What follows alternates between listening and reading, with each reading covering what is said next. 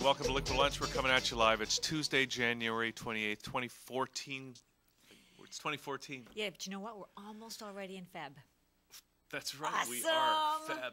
Yes. When do we turn the clock ahead? Do we? I don't know when. I don't know. We shouldn't turn it back in the first place. No, we shouldn't. No. We shouldn't.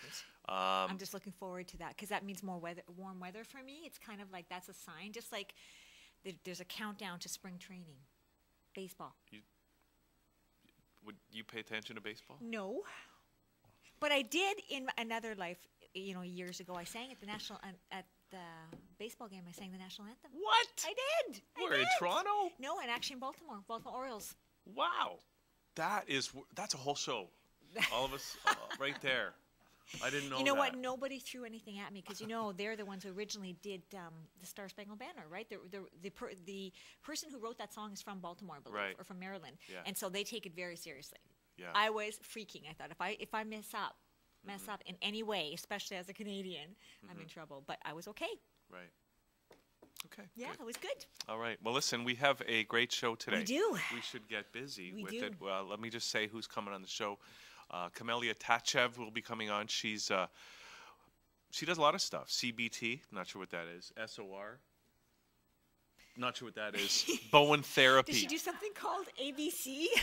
I've heard of Bowen therapy. What is that? What is that? I don't know. I just heard of it. And yoga, some kind of yoga. I've heard of DMT. Plus, she deals with Drunvalo Melchizedek, whose Okay. brother I once saw Drunvalo's brother create a devil form in Toronto. Is he reptilian? I don't know. Wow. Okay. Anyway, so we got that happening. I think we should discuss DMT.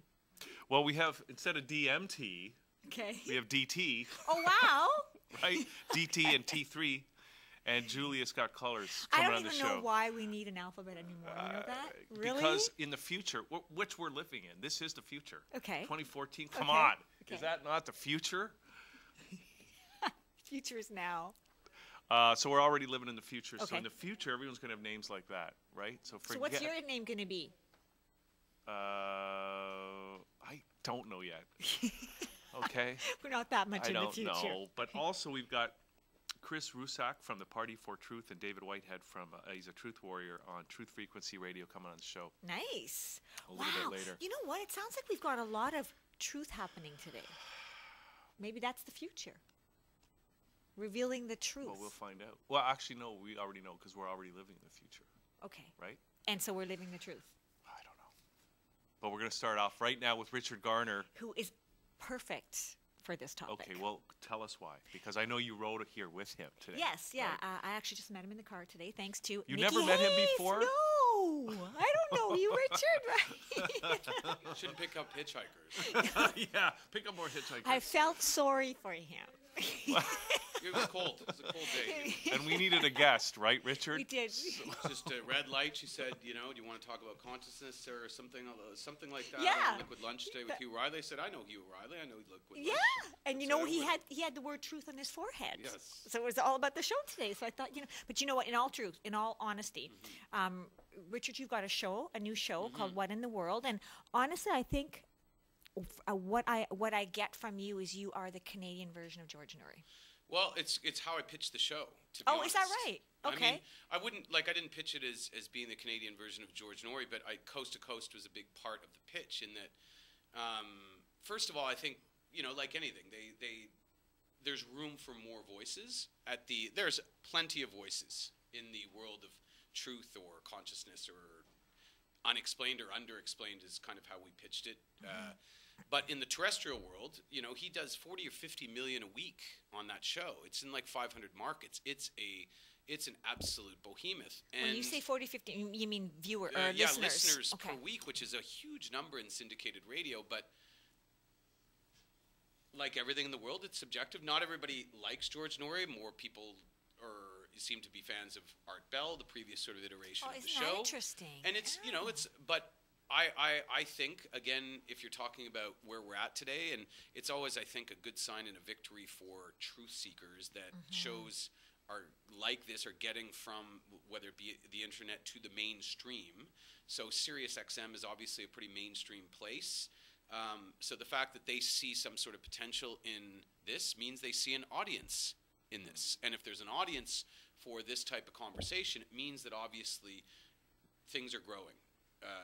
Awakening is happening, however we want to categorize it. So overall, I would say that's the best possible development. Is the goal ultimately to do it daily and to be providing an alternative to Coast? Absolutely. Because to be honest, I'm a fan of Coast to Coast. I'm not entirely fulfilled. I'm very seldomly fulfilled listening to the show. I like the guests a lot. George leaves me frustrated often because I don't know if he's mailing it in or if he's on board or if he's entirely uninterested at times. Or if he's a disinfo specialist, right? And I don't. What's your opinion on that, Hugh? Because I wonder legitimately about that at times. Well,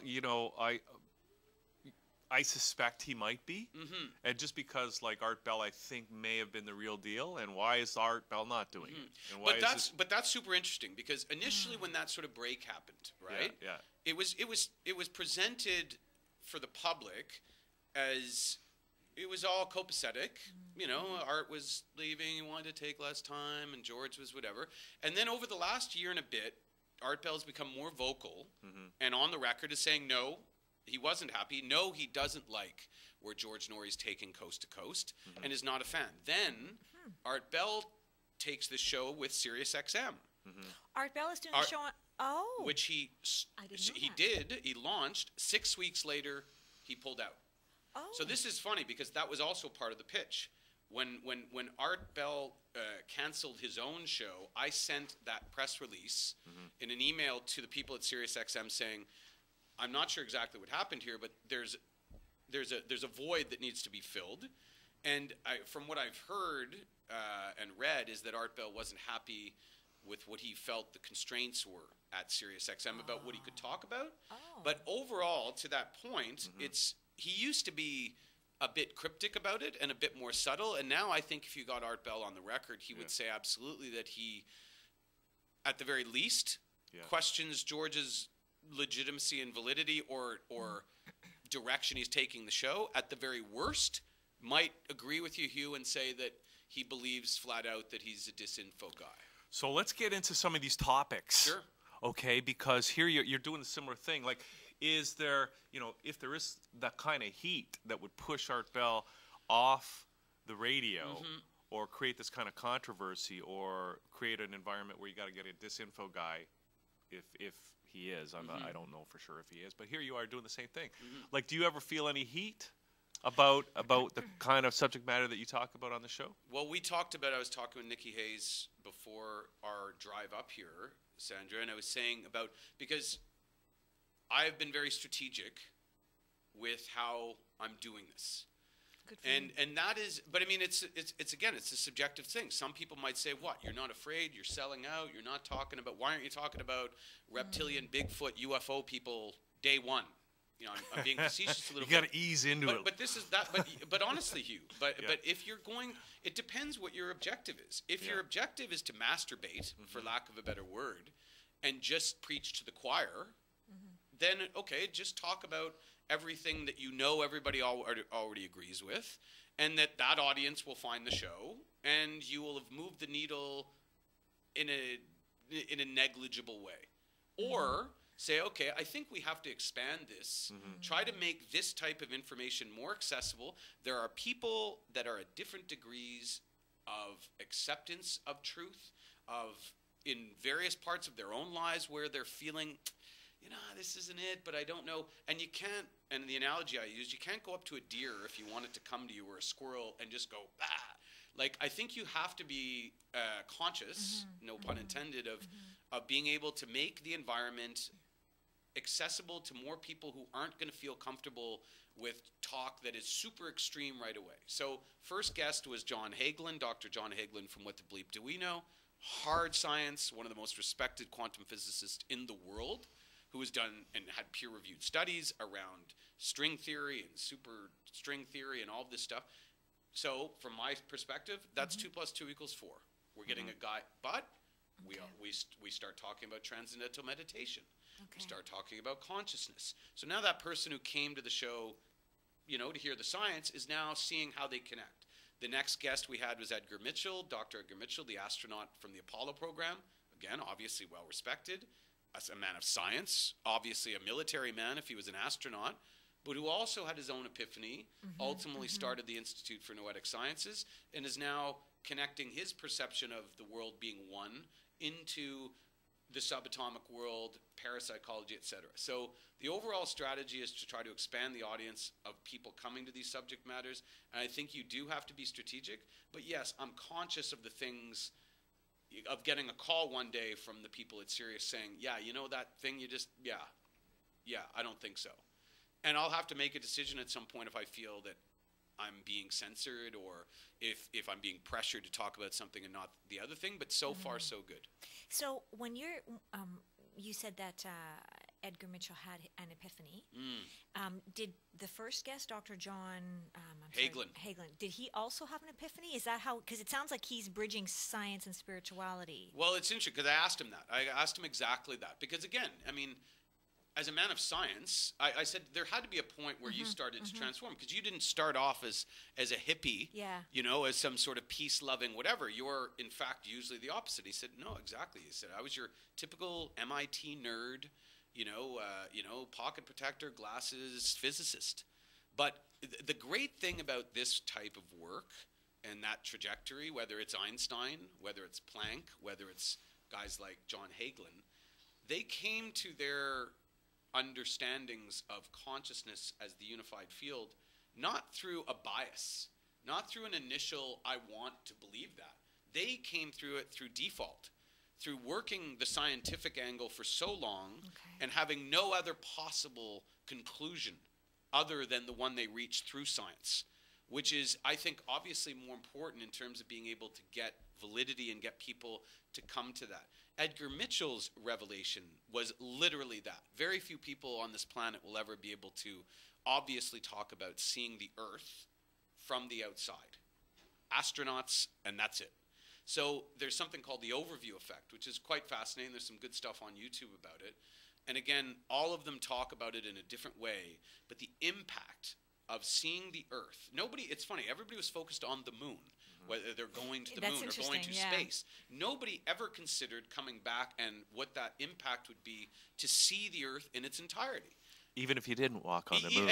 But so that's interesting, Hugh, because so I have... there. Hugh has to go there, Richard. No, but I have my own... I mean, listen, I think it's... there's nothing in our history that would suggest that believing with no skepticism anything that comes from the absolute highest authority is intelligent. There's just there's a long track record. That's why I always find it difficult to even coexist with people who are, you're conspiracy. Well, have you read history? There's nothing in history that would suggest that the small group that's always been controlling the large group has ever been truthful about anything. So why would we think that changed in the last 100 years? But that's another conversation. As far as the moon, there's some compelling stuff out there. I've seen some great docs. And again, I have my skepticism. I don't know. Yeah. One thing that stood out is I asked Edgar Mitchell, who, again, is a guy I believe, because he's said some pretty brave stuff. He's gone out there on record to talk about life on other planets, UFO visitation, stuff that could marginalize him, and has hurt him probably professionally in that world. So I was willing to give him the benefit of the doubt, but I asked him, Hugh, I said, beyond all of the stuff and the effect of seeing the Earth, and it's actually described in a Sanskrit name, like he has a word for it. He literally had an epiphany. I don't mean it was intellectual. He got rewired. He landed on the planet and became a new man. He went in a different direction for the rest of his life. That is an epiphany. I mean, a real, genuine one. Right. But I asked him, I said, when you were on the actual moon, and he has the record for the longest moonwalk. I think it's like 9 hours he was on the moon. The frickin' moon. Yeah. My question, I can't believe you just said that. I said this, Hugh. I said, you had to at some point say, I'm on the freaking moon. That was my question, word for word. And I expected him, even again as a serious man of science, as an astronaut, to say, yes, of course, I was focused on the mission, but at one point I looked around and I was like, what the, Yeah. And he just goes, no, I didn't. He goes, you'd have to know me. I'm just not that type of person. I was just, and he was just like, I was focused on the mission. I was focused on, what I was being told from mission control or whatever, and then moved to another subject. Yeah. So if you want to say, is the window open in terms of the skepticism around, could you say they went into space, that the reason he didn't want to expand on the actual whatever is because he was never there? Yeah. Well, that, I think, again, the window's open a sliver to question why. Because, again, I think it would be quite natural if you were on the moon, and I don't care who you are, I don't care how conservative you are, to want to talk about that experience and expand on it a little, because it's so utterly and completely. And they really haven't. I mean, and there's a lot of people that get actually angry when you suggest that they didn't actually land on the moon. And I am, I don't know one way or another. Yeah. Just like you said, but there, when you see some of the interviews with the astronauts, or when you hear Neil Armstrong in some of his speeches, and you see some of those documentaries and some of that so-called evidence that they didn't land, it is fairly compelling. Well, the one thing that's always I've been curious about, at the very least, skeptical at the very worst, is Neil Armstrong. Yeah. In that he essentially disappears for the rest of his life from public life, anyways. And he's quoted as saying they did not go on the moon. Correct? Well, first of all, he's not quoted much because he would not do interviews. He really recoiled from, like, Buzz Aldrin became the guy who would go out and do Dancing with the Stars and do press and do whatever and talk, and expand on the landing on the moon first. But Neil Armstrong essentially became a recluse and died recently, right? Did I guess he die? He died like a year or two ago. Oh, yeah. Wow. Okay. And it was always interesting to me that this man who had literally taken, one small step for man, one giant leap for mankind, essentially disappeared. Yeah, you think for he'd the be a next 40 sought-after years. speaker as well, And right? I'm sure he was sought after, but he didn't want to. He just refused to do interviews. He refused to talk. And again, you would just wonder at some point, well, what is Why? underlying that? It could be a lot of things. He could be anxious. He could be socially anxious. But it would say to me that there's something weird that he knows that we don't know, that he felt could potentially be revealed by just you seeing him. Because again, some people know they're not good liars. Yeah, that's some true. people They're know transparent. that they're transparent, Yeah. and some people might not feel comfortable lying. Might have felt they were put in a position to not be entirely truthful. He was a man of God, Neil Armstrong. Oh. So I don't know, but it's there's a lot of question marks. But as far as the Institute for Noetic Sciences and the work that Edgar Mitchell's group has done with Dean Radin and Marilyn Schlitz, I mean, it's featured prominently in Dan Brown's, I think, big book After Angels and Demons and the other Da Vinci Code, not Solomon's Key, but the other one. Anyways, it's the study of all things conscious. It's the real hard science study of parapsychology, of psychic, of And all of Edgar's those. stuff is in there. Edgar Mitchell founded this institute. I don't know how much day-to-day science he's doing there, but it's one of the only real sort of high-level, well-funded scientific institutions that are really moving the needle on the study of consciousness. Maybe it's fair to say then with Edgar, maybe whether or not he went on the moon is not really the question. Maybe it's more, you have to believe that he believes it, right? No. Well, but I mean, that too. But I mean, to that point, I mean, if we really want to go down this rabbit hole, I mean,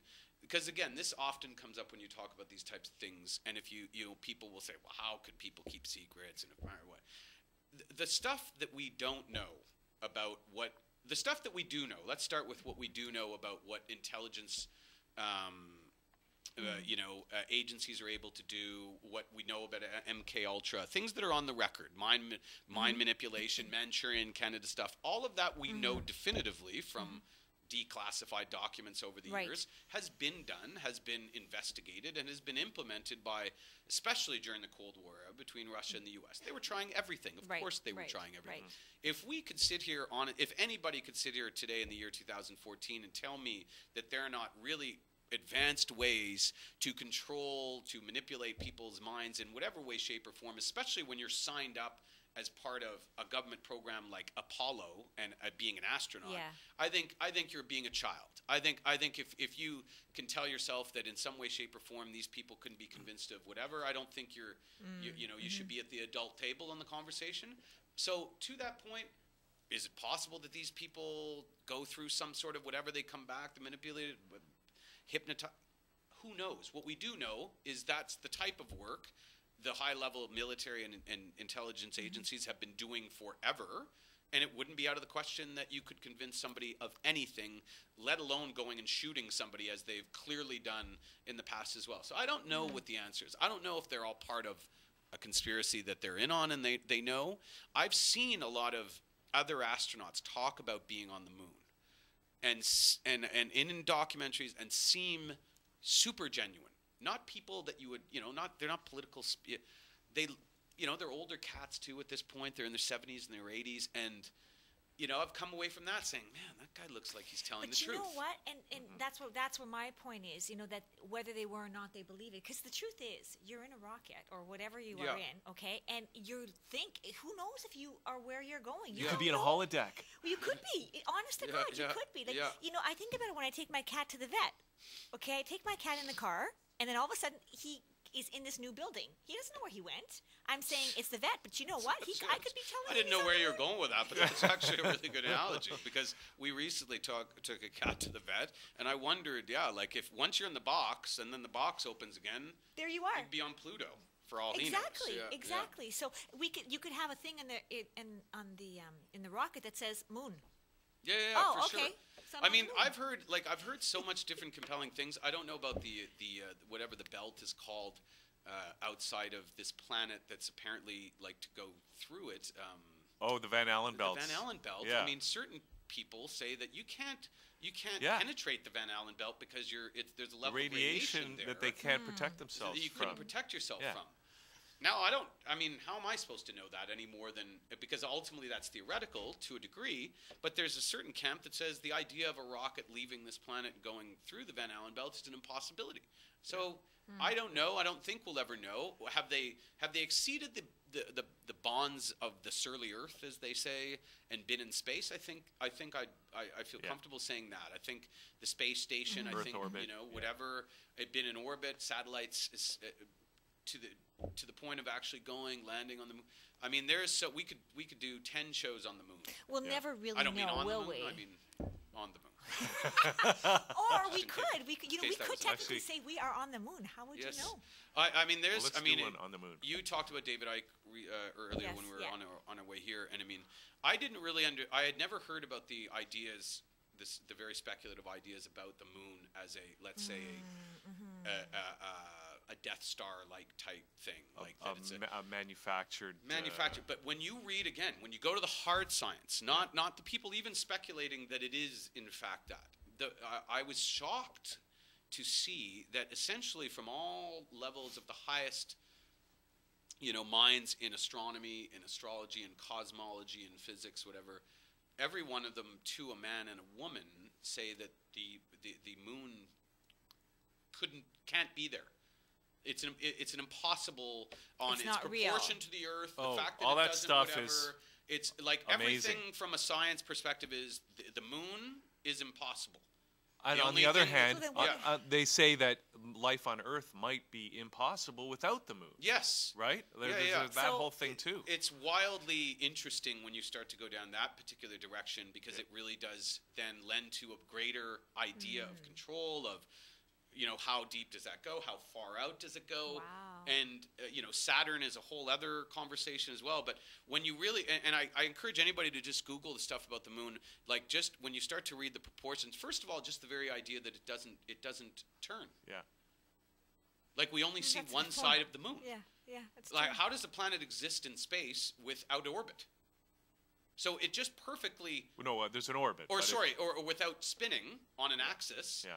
But there's an orbit, and again, that orbit also aligns absolutely perfectly with the sun for an eclipse. Yeah, so that there's the same apparent size in the sky. The probability of that alone is ridiculous. Yes. So it's as close to if you sat down and fabricated a situation. Yeah. that Okay, you would so say, you know yeah. what? Maybe Edgar Mitchell did really go on the moon, but it's not what we think the moon is. Well, that's another that entirely be? fascinating area too, because then you do have also, well, even this week, or was it not this week, or that there's a Google. First of all, I wasn't aware that there's this app called Google Moon, Oh, okay. which is essentially the same super Oh. GPS spying technology they have here on Earth, but Yeah. apparently you can look at the moon. So some Wow. person was, screwing around with Google Moon, and all of a sudden they have an image of something that looked very manufactured. Mhm. So but this was out on CNN, on Yahoo, so Wow. not in sort of alternative news sites. It Right. was, Okay. and then and it was funny to me because it was put out there like it wasn't the lead story. First of all, I'm always blown away at how the idea that there might be something artificially, because they weren't running away from it. They was like, oh, it looks like something artificial has been manufactured on the moon. In other news, Justin Bieber is, you know what I mean? Like Yeah. you're like, wait a sec, wouldn't everything just stop with that? Yeah, Like, wouldn't that be exactly. the lead story? You would think. You'd think. It was like 6th down on the CNN list. Wow. But then, so they left it open with, who knows what it is? What do you think? Let's Yeah. get a poll going. Yeah. But they weren't kind of really freaking out about it. And then I think a couple days later, and again, you can Google this, it was scientist figures out what it is. And then I read the article, and it's just some guy from NASA or whatever is saying, oh, it's just some blah, blah, blah. Yeah. And it's complete, and it literally looks like, if you remember the Phoenix UFO, the big one a few years back, maybe Yes. 10 years in now, Phoenix. with the yeah. triangle Yes, and the yes, lights. yes. It looks like that structure. Oh. And again, super interesting, but to the point where we Huh. have the ability now with cameras to be looking at the moon, and again, whether we are or we aren't legitimately, I don't know, but it's not the first time that things have been spotted on this planet that on the dark side of the moon that seem at the very least manufactured, at the very most completely built and fabricated. So I would suspect in a 50 or 100 years, as we ultimately sort of hopefully uncover more and more truth, that a lot of everything that we talk about in some way, shape, or form will be connected back to this question. Wow. You know what?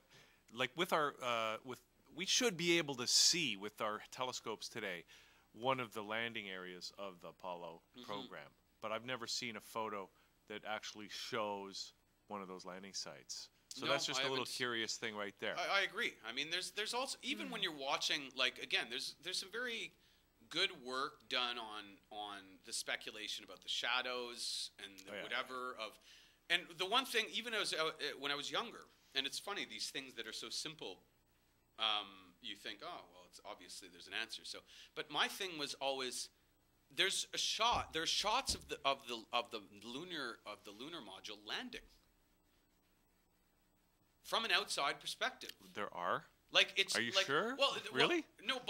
When Neil Armstrong comes off the thing and steps down, there's a wide shot. Oh, yeah. And I was always like, wait a sec, did somebody stop, get out, put up a camera, then get back on? And there's a lot of stuff like that where That's a when really you good look at it, you say, point. wait a sec.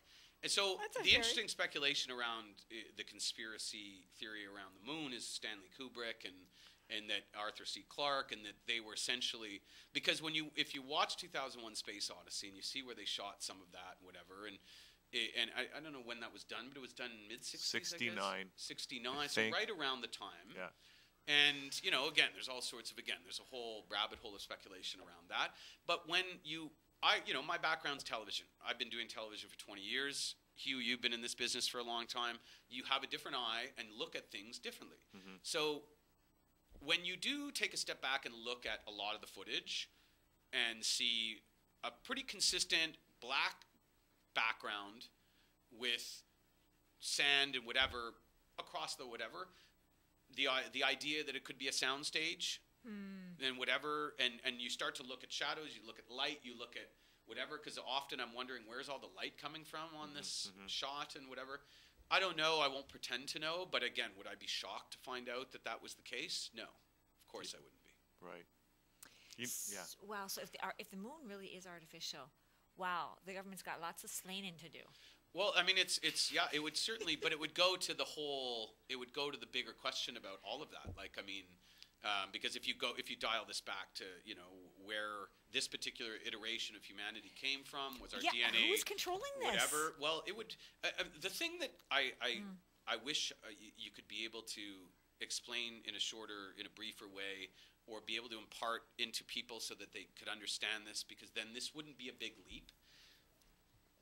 If we put a little group together in a nice, you know, in a stealth plane and go to Papua New Guinea tomorrow with some iPhones and lighters, we are gods. Right? It is. Right. We Okay. are I see gods. where you're going. And again, one of the coolest things, and this you can see this on YouTube as well, in the Second World War, when Japan came into the sort of theater of war, and the U.S. was preparing for that, they needed some jumping off points to ultimately, you know, fly their planes into Japan. So they scoped out these literal Gilligan's Island level uncharted islands in South Pacific, and you know, so again, cut to one day,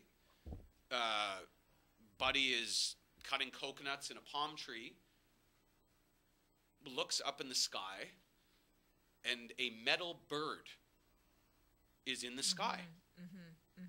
And he goes and he gets everybody, and everybody is freaking out, obviously, because there's a metal bird in the sky. The metal bird comes down and lands on their island, and a bunch of aliens get out of the metal bird. I mean, they kind of look like us, but they're lighter skin. They're wearing these weird uniforms. Who are they? What? And they bring us gifts. They bring us food. They communicate with us. They don't kill us. They don't hurt us. They teach us a bunch of different things. And then they're there for a couple of years, and then they leave. And these people, these obvious American military that we're referring to as the aliens in this case, came back with cameras, with film cameras, to revisit these people a couple years after to see how they were doing. And lo and behold, when they arrived, on the beach was a massive plane built out of sticks and wood, and that was their god. So these people now worshipped The metal. These gods that had come to them out of the sky and given them things and promised to return one day. Does that sound familiar to you? So now when you dial that back, sounds like what my sister and the relationship my sister has with her dog. The dog sees her as a god. But I mean, this is so my point being that obviously we're not gods.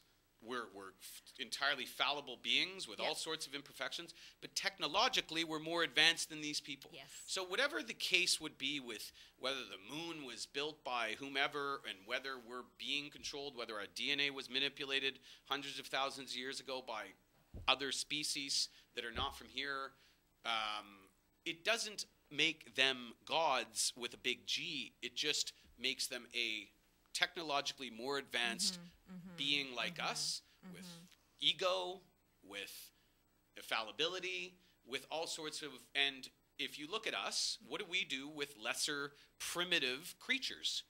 We enclose them, we monitor them, we enslave them to a degree, and we believe it's our right, whether it be with animals, dolphins, dogs, or less, or what we did to Native Americans or any other primitive species. And to the flip side, Richard, we treat doctors like gods. Yes, that's right. Don't even get me started on that. We do this the opposite with people we think are better than us. We even do it within our own humankind. Of course. So it wouldn't be, again, like when you start to accept what is an impossible idea not to accept, in my opinion, which is there life outside of this planet? Well, it's mathematically impossible that there isn't life. So I don't even entertain the question. It's not, in theory of probability. See, I could debate you on that. Well, one. I mean, I open, but I'm saying, is there in a galaxy that we currently believe there's 100 billion planets, and 100 billion stars, which would be trillions of planets, and when we extrapolate that out into hundreds of billions of galaxies, and again, could it be different dimensions? Could it be whatever? I'm not 100% sure, but I find it hard to believe that our little game here on this planet is the only one going on, unless that's the greater purpose of the Matrix. Exactly. And that is, and I'm open to that. Yeah, yeah. So unfortunately, we're not going to solve all these problems today, Richard. Nor but could we. This has been a great conversation that we had. But so when is your show on? So if people want to follow up with some of these topics and hear the next show, how do they do that? Fridays live on Sirius XM channel 167. It's called What in the World? And what time? 10 o'clock Eastern. The show replays a few different times on the weekends. Now, I know a lot of people, not everybody has Sirius XM. If you do have Sirius XM and have the subscription online, you can listen to it online and or in your car. But the good news is I get a copy of the show after in an audio file that I can send out via Facebook and So I'm actually building a YouTube page which will host and archive the shows. It's got somebody helping me with that right now. So at some point you'll be able to just go there and podcast and listen to them like podcasts. So where's the best place if you're not on Sirius to go to your Facebook or to go to YouTube? Probably to get news on it. Go to Richard Garner on Facebook, and that's where I would update most of the information. Or if you go to the One Network on Facebook, that's where you'd be able to, like, I'll promote each show coming up and who we have as a guest. And so the One Network just quickly is? So the One Network is a separate online media channel that I launched in 2011 that is phase one of what I hope to be 3 phases. Phase 1 of Lumpy Gravy? Yes. Well, phase 1 of Lumpy Gravy. That's a good way to put it, actually. I hope this is very lumpless at some point in the next little while. Yeah, but I mean, the idea long term is that the One Network would be a Facebook-like social media network for people that believe we are one in the world. Okay. See ourselves as global citizens rather than wanting to share our pictures in the club. Awesome. Pictures. And quickly. In the club. Okay, now you've got him. Let's not even go there. What do you have any idea or any clue that you can give us as to who your next guest is? Well, we're talking to the people from the David Lynch Foundation, so possibly David Lynch.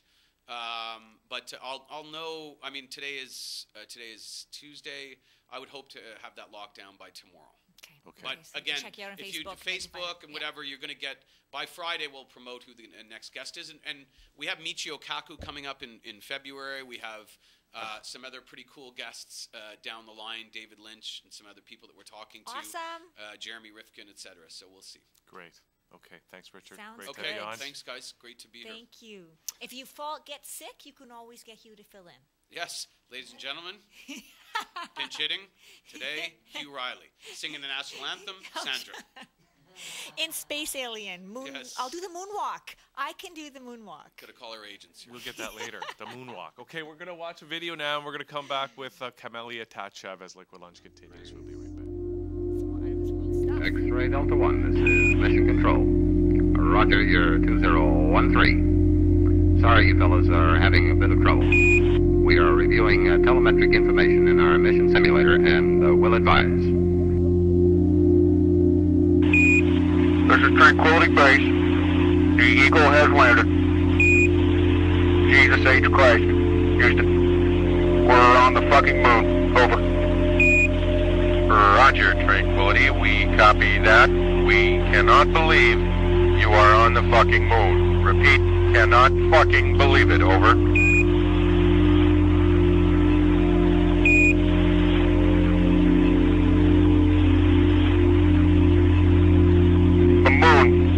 For Christ's sake. The moon. Over. Are you quite sure?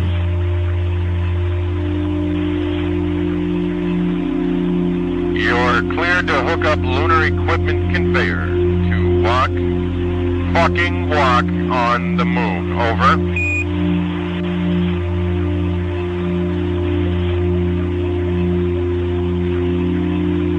I'm descending the ladder. See the Earth. The entire planet Earth. For the love of Christ. We read you, Tranquility. Over.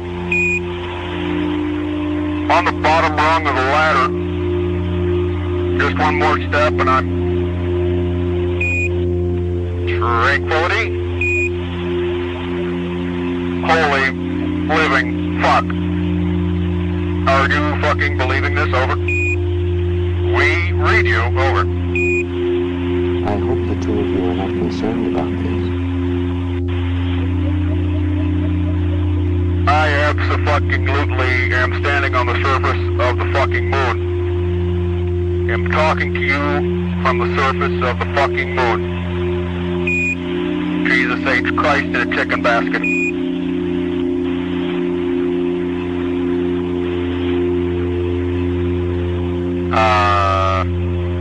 Holy shit, Tranquility. Holy mother of fuck. The fucking moon. Over.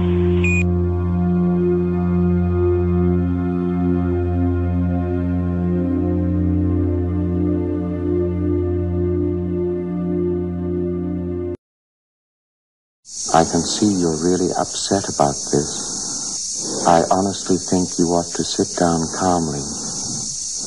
Take a stress pill. On the 25th anniversary of the event in 1994, Neil Armstrong made a rare public appearance and held back tears as he spoke these brief cryptic remarks before the next generation of taxpayers as they toured the White House.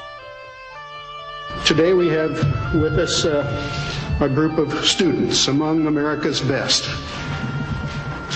To you we say, we have only completed a beginning. We leave you much that is undone. There are great ideas undiscovered, breakthroughs available to those who can remove one of truth's protective layers. He is. Back here on the show, and we have Chamelia Tatev joining us. Chamelia, good to have you on the show Hello, finally. Hi. I love your shirt. Thank you very much, and I love it too. And I was so surprised when I entered here. On the right-hand side, there was a table with jewelry, and the jewelry had the flower of life as well. Wow. So it's a perfect match. Synchronicity. Yeah, and there was more Flower of Life stuff too. I know. I don't know if we should mention it. Richard had some Flower of Life stuff going on too, right? Yes. It's getting much more popular lately. So that's some of what you do, right? Yes. This is actually the core of the work of Drunvalo Melchizedek. He started with decoding the flower of life and actually what does it mean. And he is the first one in our times actually to decode that the human light body is on a geometrical and mathematical way. He decoded just based on the flower of life. There is everything there. Now, we're also talking about, when we talk about Drunvalo, we're talking about the Merkaba. Yes. Now, I was building my Merkaba before 2012. Is that a new kind of car? Well, you need your Merkaba to survive the transformation. That's right, the transformation. So it is a new kind of car. It's a new kind of car, and it's got all natural materials because, of course, the synthetic materials can't survive the transition. Absolutely. Right, Chamelia? Absolutely. So the Merkaba activation, according to the book, The Ancient Secret of Flower of Life, which is that one. Okay. I hope that many people know that book. Okay. It's a synthetic Merkaba. It's Merkaba that it's based on the brain, not on the heart. So from 2011, Drunvalo Melchizedek created a school of remembering and a program that it's called Awakening the Illuminated Heart. And what actually the program does is teaching how actually to activate Merkaba from the heart, and it's a totally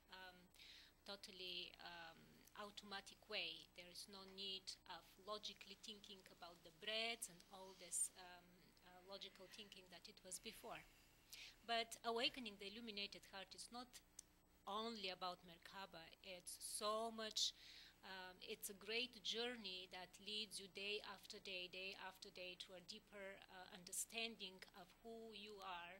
And actually, it's reawakening your memory of who you are. This is the most important, is the remembering process. It's not a knowing process. So what do you? So you hold workshops, or Yes. okay? And what do you do in those workshops, or what can somebody expect? Yes. So first, the workshop, it's 4 days, and there is a stepping stones of the workshop. The first one, before we do any kind of work and deep into the journey, into the heart, and connecting with the brain and all these things, of course, we need healing. Okay. So the first day and two are especially for healing and preparing the journey to begin. Of course, we as humans, we hold a lot of emotional drama, and this is one obstacle that really prevent us to really go and experience the space of the true heart, the space of true unity, because this is what heart is. It's a unity consciousness. So you help to clear some emotional drama during that Yes. 4-day Yes, 4 period. days. After that, we are doing special meditation to connect with Mother Earth and Father Sun, but on a level of love, on a level of vibration of love, and really feeling them as alive and as nourishing love to us, because they are our parents, our divine parents as human beings. After we connect with them, and then we are now ready to go and dive into the heart space. And there it's a very sacred spaces in the heart, which are described from very old ancient traditions in spirituality. And they're called sacred space of the heart and a tiny space of the heart. And today's science, actually, it is confirming that spaces like that are existing. Maybe you know this book, Living in the Heart, by Drunvalo Melchizedek as well. So there he describes in details the connection and how the science is matching with spirituality. So, but mainly the toroidal field around the heart is a pure confirmation about existing of this spaces, sacred and tiny space of the heart. Tiny space of the heart? Tiny, yes, very tiny. But when you go there, it's not that tiny, because actually it's humongous. So it's bigger on the inside whole, than on the outside. Exactly. It's the whole universe is there. So what do you do when you're there? And how do you get there? Well, you have to clear the emotional. Exactly. You have to clear the emotional blocks. That happens in day 1 and day 2. Exactly. And then by the time we get to the heart in day 3. Yes, day 3, yes. Wow. Okay, so yes. then that's where you get the tiny space. So yes, exactly. Go ahead. And trust me, once you go there, nobody wants to come back. It's kind of when like... they say to my students, open your eyes and take off your mask, they do that and they say, oh, I don't want to come back. It's kind of like those people who have those near-death experiences. No, it's like the Nexus in that Star Trek No, movie. it's like being on the moon without any spaceship. Well, there you go. Maybe that's what happened to Edgar Mitchell. Exactly. Was he on 4-day workshop before he went to the moon? Maybe that's what happened. It was interesting while I was listening to him that actually once you have the access to the tiny space, you don't need any spaceships. The tiny space, it will take you everywhere your intention So goes. that's the Merkaba. Would that be the Merkaba? Not yet. Oh, we're not in the car yet. Wait. Think of the money NASA can save. Think of the money we can all save, actually. So what's the Merkaba then that So he was really talking to about? activate the Merkaba, we need as well to re-establish the human halo around the head and to open our third eye. So what we do, there is a very special exercises and meditations how to do that. And So is that part of techniques. this workshop too? Yes, Chamelia? exactly. Okay, It's a part of the workshop. And Okay. after we open the third eye, then, and when we are in a tiny space, then we are able actually to connect them in a very, very specific way and make them in balance and harmony. So after this is done, then we are ready to activate the Merkaba, and then this is what happens. So when you activate the Merkaba, what happens? I would imagine you really don't want to come back after that. It's a one-way trip.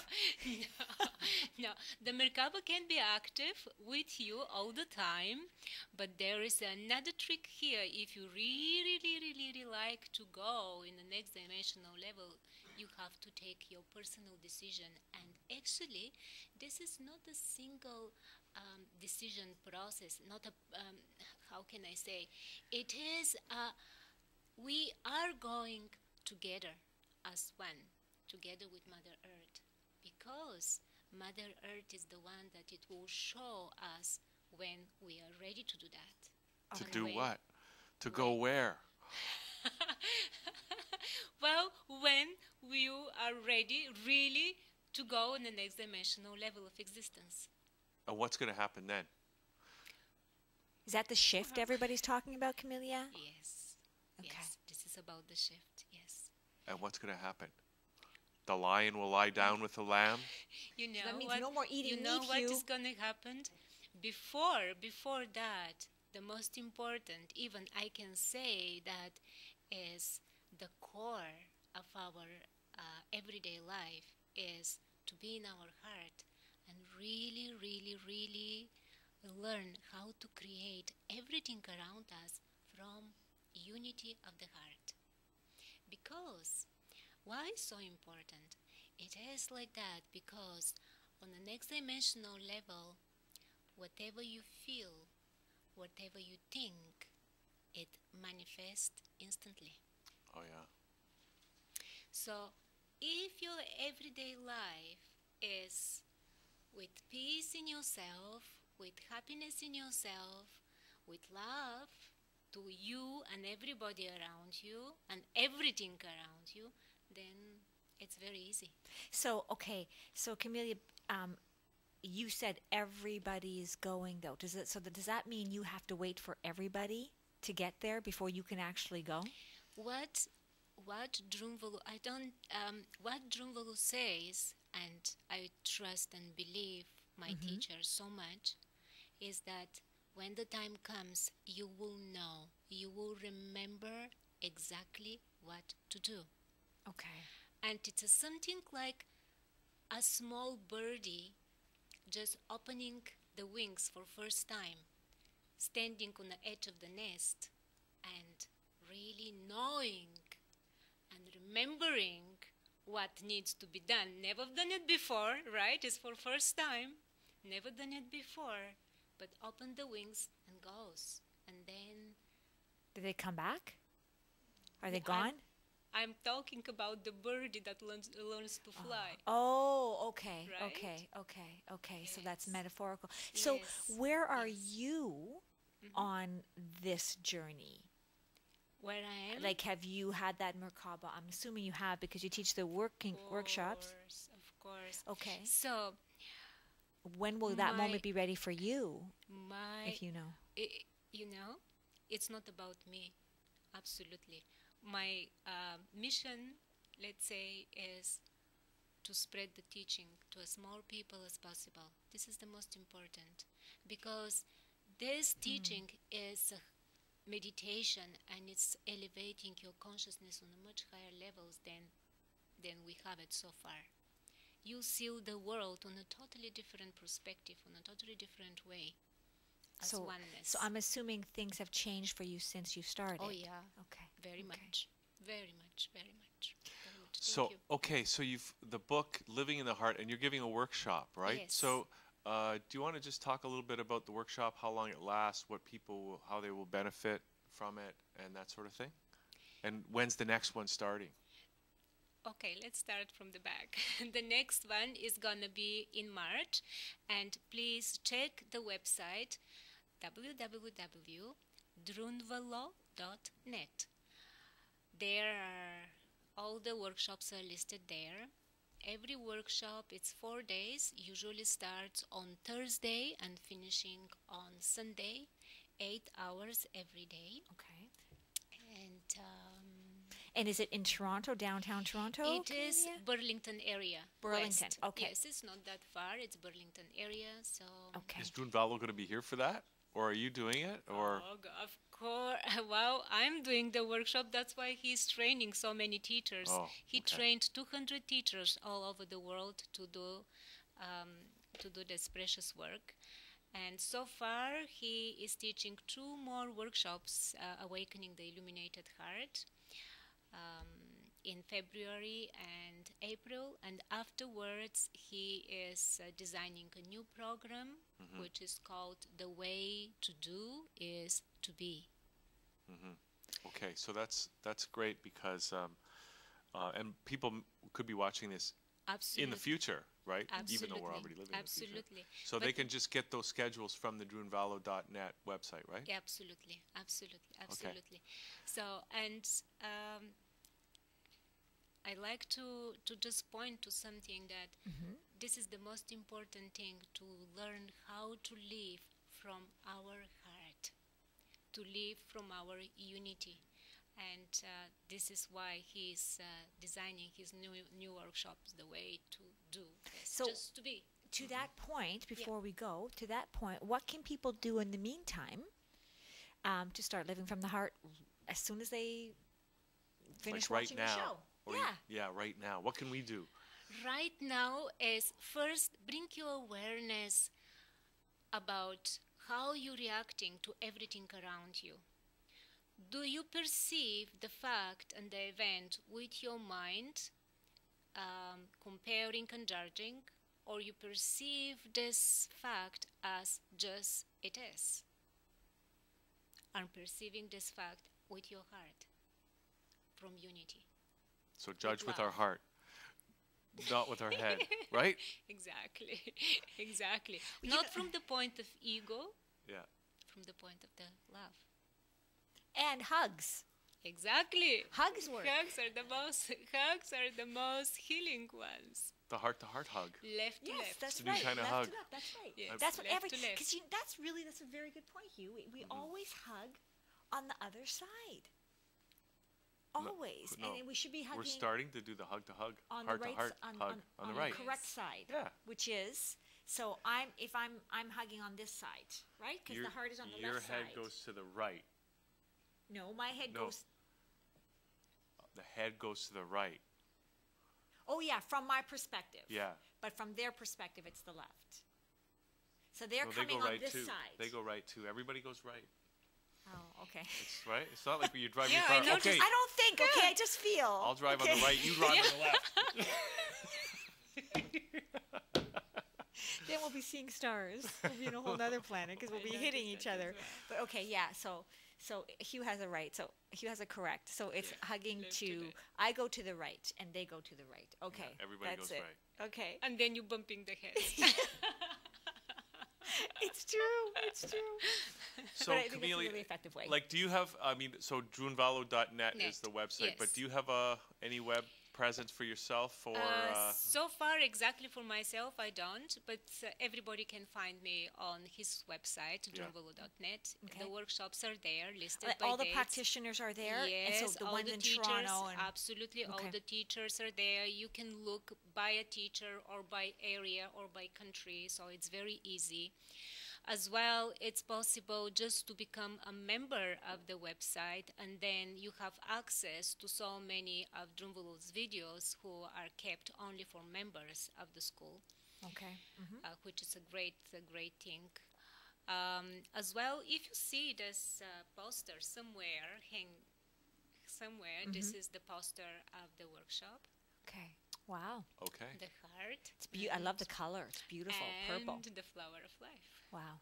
And this is something that's going to be ongoing, Yes. at least until there's something. Yes. Now, okay. So I got to ask you a question though, Yes. just before we go, because Is this about his brother? no, Oh, okay. it's about Drunvalo himself. Because as 2012 was approaching, the December 21st, 2012, somebody gave me some literature from Drunvalo, and it was like, you got to get your Merkaba ready because it's going to hit on December 21st. You have to get ready for the shift. Is there a time frame to this? Should people be concerned about getting this living from the heart together by a certain time before the dimensions shift? Yes. So Drunvalo, what he is saying, and actually he's saying this it's based on the indigenous predictions and people. There is a window of time which actually is finishing in the end of 2015, beginning of 2016. So that's it, and which sort of Yes. coincides to the the people that did the time travel. They couldn't see beyond 2015. Well, but didn't the Mayans, weren't they not able to see beyond 2012?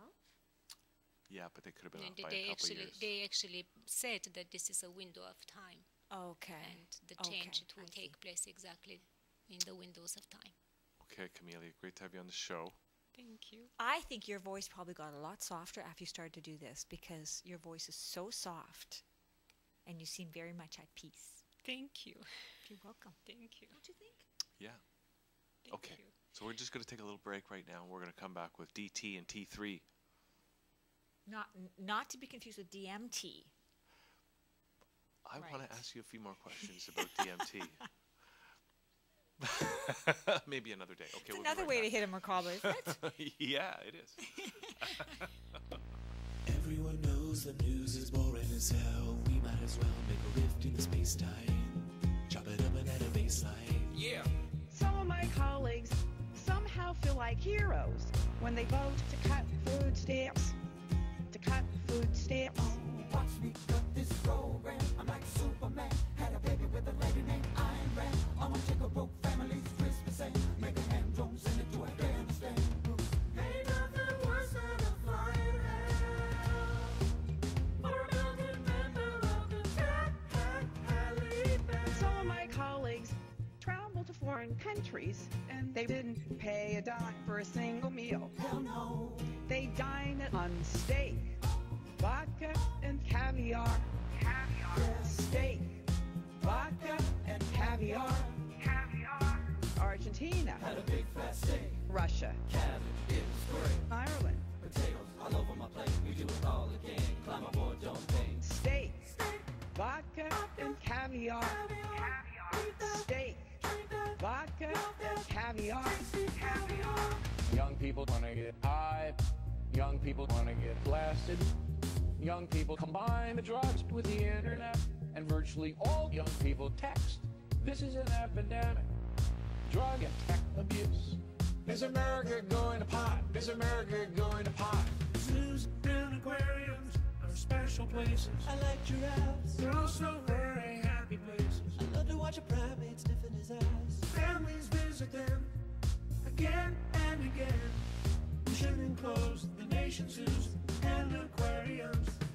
2014 is not going to be a happy year. Yeah. The rich are really rich, and the poor are really poor. Uh-huh. The poor get poorer and the rich get richer. The rich stay healthy and the poor get sicker. Young money kids go to private school with that SAT prep and the smiley face stickers. I grew up drinking straight from the cow. Everyone worked for a living, but now rich senators rob the poor from afar, sitting in Budapest eating steak and caviar. Yeah. Steak, vodka, and caviar. Is America going to pot? Steak, vodka, and caviar. Zoos are happy places. Steak, Steak. vodka, and caviar. Is America going to pot? Steak, vodka, and caviar. Tasty caviar. 2014 gonna be tasty, y'all. If you're rich, like Shifa. We would like to introduce a program where we collect foreclosed homes and drop them on Pakistan. You know, I don't see what the problem is. We pay for all this with food stamps. And welcome back to the show. We're here. having so much fun. Yes, we're having fun. Right? It's all about the fun. It is. We put the fun in Tuesday. Yes, we do. And we have DT and T3 here now, guys. Who are helping us put some fun in Tuesday. Now, we were joking about this before because we're living in the future, obviously, right? Oh, for sure. Where everybody has names like DT and T3 and L7 over here. Oh, yeah, because we shortened the names. Because, nowadays everyone's attention span is getting shorter. So Well, you know what? You know what I like? Well, I like to think of it as telepathy. We don't need to actually go through the long words anymore. We're cutting down because we're reading our minds more. Oh yeah, because of Twitter. Okay, fine. I can do a whole book in 140 characters now. And people are like, I get it. That was so deep. No, it wasn't. No, I'm sure it was deep. DT. Deep thoughts. How could it not be Comes from me. deep coming from you? DT Exactly. means deep thoughts, Yes. right? It's for deep thoughts. So we know what DT means, but what does T3 mean? T3. Tell us what that means. That's actually very interesting. DT actually gave me my name T3. It stands for triple threat because I dance, I act, and I rap. You dance, you act, Act. and you rap. Yeah. Wow. T3. Or she acts like someone who can dance and rap. No, I can't. No, I have that specialty. He tries. Okay, so now how did you guys connect? I met her through her dance crew, Yeah. boot camp dance. Yes. We actually have a picture that I guess. We do have the pictures ready. Yes. Like Yeah. we got them numbered 1 through 5. Should we pull one Yes. up and show that They picture? should be the first picture. Picture number Yes. 1. I don't know. Could we bring that up, guys? I don't know, but Yeah. So it'll be Miami, Nico, and T3. Yes. That's in the picture. okay. So you were with this group, boot camp dance. Yeah. T3, and then Yes. and you You saw hooked them up. perform. Through another organization, I saw them perform, and I was like, "Listen, I love you guys' energy. Yeah. I have some shows. Let's do some stuff." And from there, it started to develop. And as I was traveling, they got word. They're like, "He's never coming back." And then they come back and like, "All right, we worked on this, this, and this." Yeah. So then it became something where T3 actually came to me and she's like, "Listen, you know what? I'd like to be able to learn to rap." I'm like, "That's easy." Oh, you didn't know how Learn to to rap rap? at the time. No. You I wanted to didn't. learn how? I want. Yeah. I thought you were born to rap. Hey, rapping is very hard At that time, sometimes. she was T3. I was. T squared. I was. Yes, exactly. I was T See, squared. she's gone from L squared to T So, squared okay, to T3. And now I'm T3. So you wanted to learn how? No, first of all, why did you want to learn how? Well, since I was little, I've always been interested in writing poems and just writing in general. Yeah. And I just started kind of feeling a rhythm and trying to go with it. And I just wanted to explore my options. So found DT, went along with it. He believed in me, and I'm here right So now. what happened? So what was the process of learning how to rap? Q wants to know, can I you do. actually teach everybody and anybody how to do this? Not every. You have to be willing to learn because Yeah. the part she's being nice. She won't tell you that I kick her butt like every day. Like. So you're the Yeah. boot camp Around, let's get now. into it. Yeah. You're the boot camp. Oh yeah. Yeah. He's a general. He's a general. I've worked with so many artists, and a lot of them quit because they're like, "Oh yeah, I watched this video on BET. I'm gonna be a rapper and make $1 million." Oh, it looks easy, right? You go ahead. Not. Yeah. It's Like, look, I'm not. watching the Sochi Olympics or coming up, and I'll be like, okay, you know what? That skating looks like so much fun. I'm gonna try it. You've never skated? No, I'm kidding. I'm skating that. Because you're from Sudbury, you better skate. You have to skate to school. You're But you know born what's on funny? skates. As you say Sudbury. that, when I was 17, I'm in high school, and I got to do an internship with the Toronto Raptors. I'm 6'5". I'm thinking, this is about to be the greatest thing ever. Oh my so God. I would do special events with them. This was around the time Vince Carter and Tracy McGrady was there, so I was able to hang out with them and stuff. One day when Alvin Williams got traded to the Raptors, he and I are the exact same height, 6'5". He's coming off a knee injury, so I'm like, this is it. I'm about to show the whole world I'm the best at basketball. I'm gonna kill everybody. We trained for 3 days together. It wasn't until the third day I actually got a shot in. Okay? Wow. Because people Oh my watch God. the NBA or NHL and these kind of things, like, oh, I can teach these guys. I can Yes. show them until you actually start playing every day.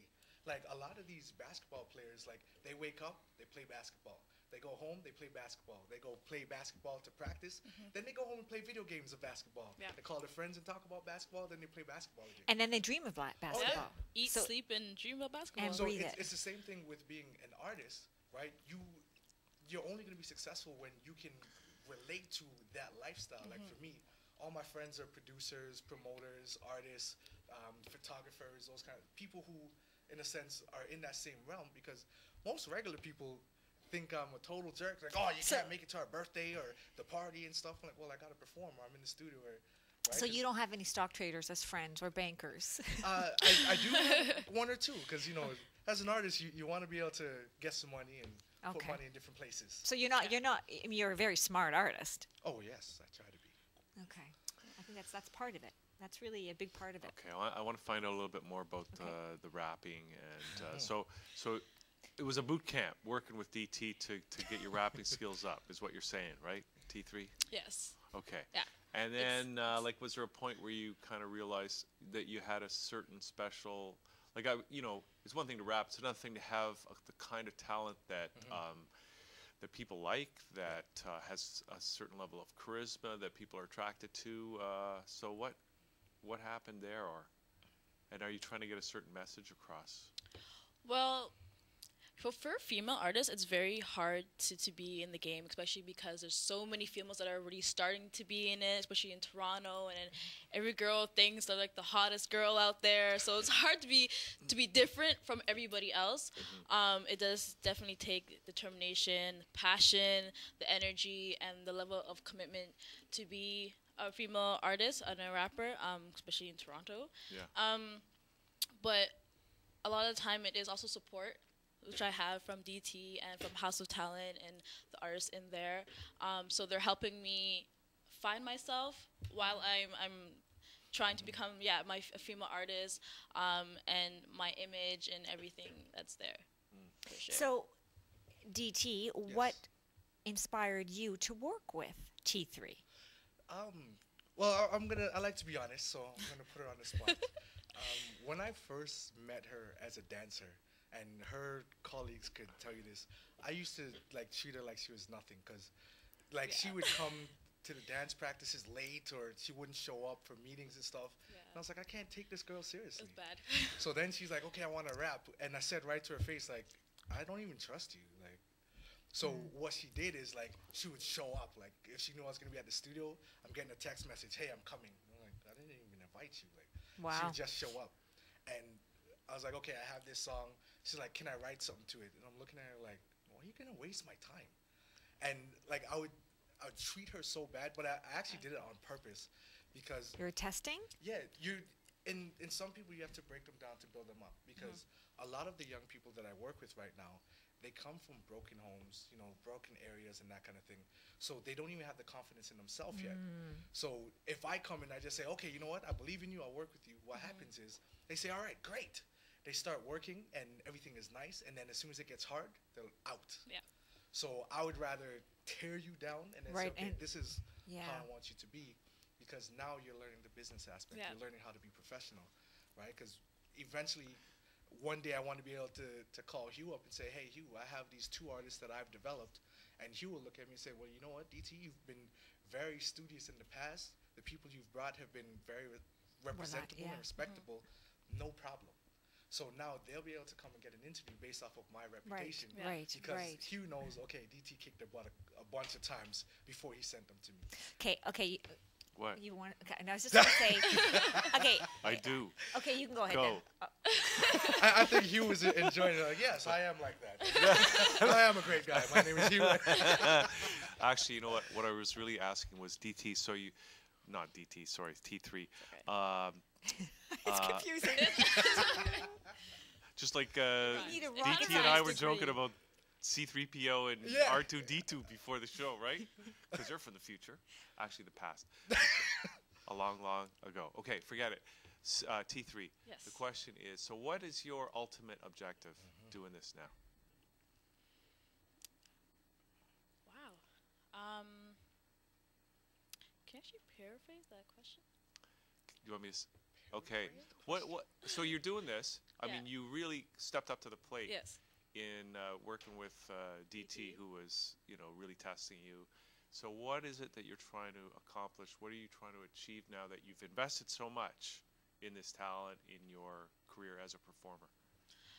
Well, like I said before, to really, really find myself and where I fit. Like he tells me a lot. Like, this is just like the honeymoon stage of where I am. I'm just getting exciting. I'm getting excited about everything, the performances and all that. But there's a whole lot of work that needs to be done that I haven't seen yet, and that I haven't been. And for me, confidence is something I'm working on a lot, that I really need to work on, and shyness and such. So it's a lot of stages that I'm going through. Wow. a lot Well, you're of doing hard an work. amazing job Thank of the you. whole confidence and shyness thing because I would never have guessed that. Thank you. I'm a good actor, so Well, you I know, hide it. I hide it. I That can boot hide camp it. is working. Maybe you're meaner than I thought. Oh, you have to be. It works. Some It of my works. guys, like, they call me the jerk, and I just own the title now. Yeah, I'm the jerk. Yeah. Let's go. 20 push-ups. I can't even see that about you. Well, remember, when I stand up, I'm 6'5". I got to shout out Dr. J, who was on the show with you before. Last year, I was 320 pounds. I am now 260 pounds. I lost another 5 pounds since last week, so you're losing the But yeah, bet. we had a bet. We had a bet whoever loses 10 pounds. Okay, but that first. doesn't count, okay? You know, because you're so tall, 5 pounds is like 10 pounds for her. Exactly. That doesn't count. And I told her that, and she's like, no. I'm like, okay, you go ahead. But I guess the big thing is I'm very intimidating. So, like, when I was younger, I had, like, anger issues, you know. Mom Did and dad you? broke up. All Wow. that, and I had to go through anger management twice. Did you really? Oh, yeah. And I'm a very strong guy, you know, pull my fist through walls and stuff. So from all of that, I was able to learn. And then I started taking what I learned. I'm like, you know what? I can use this to help other people. So when I talk to the artists, and like Julius, when he comes on, he'll tell you, I let the artists know all the time, learn from my failures. Because then now you're not going to go and make the same mistake. Yes. And be like, why didn't you tell me? Yeah. Right? If I tell you don't put your hand on the stove because it's hot, if you do it, I'm like, all right, now that you did that, don't do it again. Yeah. But since you did it, do 20 push-ups with your burnt Yeah. hand. And they're like, oh man, you're so You do evil. that? Oh yeah. Yeah, but see, it's funny because even though he looks like the mean type or he's being mean, it actually really helps because a lot of people show you the pretty side of being an artist and they see what they see on BT, all these music videos, but when they see the actual constructive work and the hard work, I don't know about this anymore, and they start to run and they just. So you weren't serious about it. So you have to be hard on them to build their confidence, build their motivation, build to see if they actually really want it. That's how you test who's serious and who really isn't. So I'm trying to be like the Canadian P. Diddy, you know? Yeah. But 6'5". Me and you are going to make people walk for cheesecake. Yeah, but don't wear fur. No fur. Yeah, no. Okay, so we're going to get ready for the performance Yes. now. Now, what is this song that we're going to do? This song is a duet. It's called Ride or Die. So it was actually the first song that T3 was on. And we were just talking about, you know what? I was telling her, like, the perfect woman to me, like, what she would do and that kind of thing. And then we kind of turned it into like a Bonnie and Clyde type of thing. Wow. And so she was like, imagine if like the girl was the one who had the gun and she was beating up the guys. I'm like, cool, let's do it. I think you guys are tormented souls. Well, we're all kindred spirits because I know you're gonna love this song. Which means I'm a tormented soul too. Yeah. And with a name for the like song, L7, of we're- course. We're actually going to be shooting the video this weekend in Niagara Falls. Oh my God, So that's we're shooting great. Ride or Die, another song with myself and another artist named Beffy, aka Mr. From the Village, called House of Seduction, and then we'll be doing another song called Are You Feeling Me by Julius Scott Colors. Wow, and we're going to see Julius a bit. Yes, you'll see him in a Wow. little bit. Okay. Good. Okay. Look forward to this. Team Protege. Shout out to Jay Got Colors, Jay Chris, Ty Craig, you crazy for the beat. What up, Toronto? ThatChannel.com. Woo. Hugh Riley.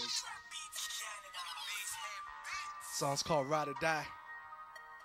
It's your boy DT featuring T3. Know what it is? Ride or die. Shorty sent the text that she needs some help. I flew to the crib, she's a part of myself. Oh damn, she was handling business. Gun butt to the face, now he wimping. Shorty stay strapped and she got my back. Just point him out and she on the attack. Ride or die, no lie. No lie. Every time she walk by, I'm like, damn, that's mine. She got the moves and them sexy ways. Party or two, she with me always. She set him up and I knock him down. One hit down, no second round. This is crazy love, how my lady does. Anything that I need. No breaking us, so mistaking us. For this lady, I'll bleed. Shawty don't play, you can get stomped out. Get stomped out. Ask I wasted what I'm talking about. What I'm talking about. She ride or die, no lie. No lie. She ride or die, no lie. No lie. Ride or die, no lie. No lie. She ride or die, no lie. No lie. Shawty don't play, you can get stomped out. Get stomped out. Ask I wasted what I'm talking about. What I'm talking about. She ride or die, no lie. No lie. Ride or die, no lie. No lie. She ride or die, no lie. No lie. Talk to him, T3. ride or die chick, never play no games. Queen of the throne, never switching lanes. Blowing out smoke, mind feeling insane. Got my king right here, and he's here to stay. He's 6'5", criminal mind. Cross us once, we killing this wine. Coming through ish like we on this place. Cop car sirens, and they know our face. He's my one and only ride or die. He's my other half. When ish goes down, I know he got my back. Bonnie and Clyde, forever he will ride. Popping these bang bangs like quarterback. What? Pulling these triggers, man. We stay pulling these triggers. Them dudes never loved us. Pop that Glock and I'ma Pull that trigger. Pulling these triggers, man. We stay pulling these triggers. Next time I come through city, I'ma be tripped out with ya. Shawty don't play, you No can lie. get stomped out. Get stomped out. X out, wait, see what I'm talking about. What I'm talking about. She ride or die, no lie. No lie. She ride or die, no lie. No lie. She ride or die, no lie. No lie. Ride or die, no lie. No lie. Shawty don't play, you can get stomped out. Get stomped out. X out, wait, see what I'm talking about. What I'm talking about. She ride or die, no lie. No lie. She ride or die, no lie. No lie. She ride or die, no lie. No lie. Ride or die, no lie. No lie. www.thatchannel.com. Woo. It's your boy DT. T3. That's how we doing it out here. No lie.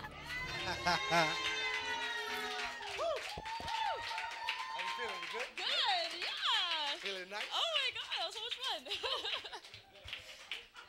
No lie. Okay, we're back after that performance by That was fun. DT. Wow. Not DT, T3. T3. Oh my god. Oh my gosh. Yeah. And now we are joined at the table by Julius Scott Colors, and is that name from the future as well? No. It's too long. It's too Well, you know, Julius Caesar goes back, man.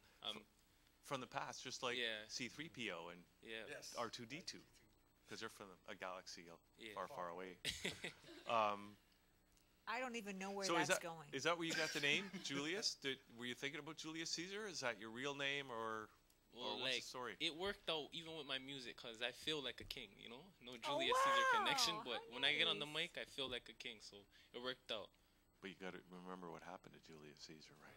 True. Don't want to. Yeah, but he's creating So, his own story. Yes, a legacy. Yeah. So okay, so Julius, so what? How did you when did it first occur to you that you wanted to be a performer? Oh, probably from as young as I can remember. Wow. And then did you start to write, or how did you from that moment of realization get to where you are today? Well, I never wrote. That's one thing I never did growing up. I like a freestyle king. I just do it off the top of my head. I started writing after I started understanding the concept of a track. Oh, okay. You know? The actual organization. Of You it. need See, you need to have like lyrics, right?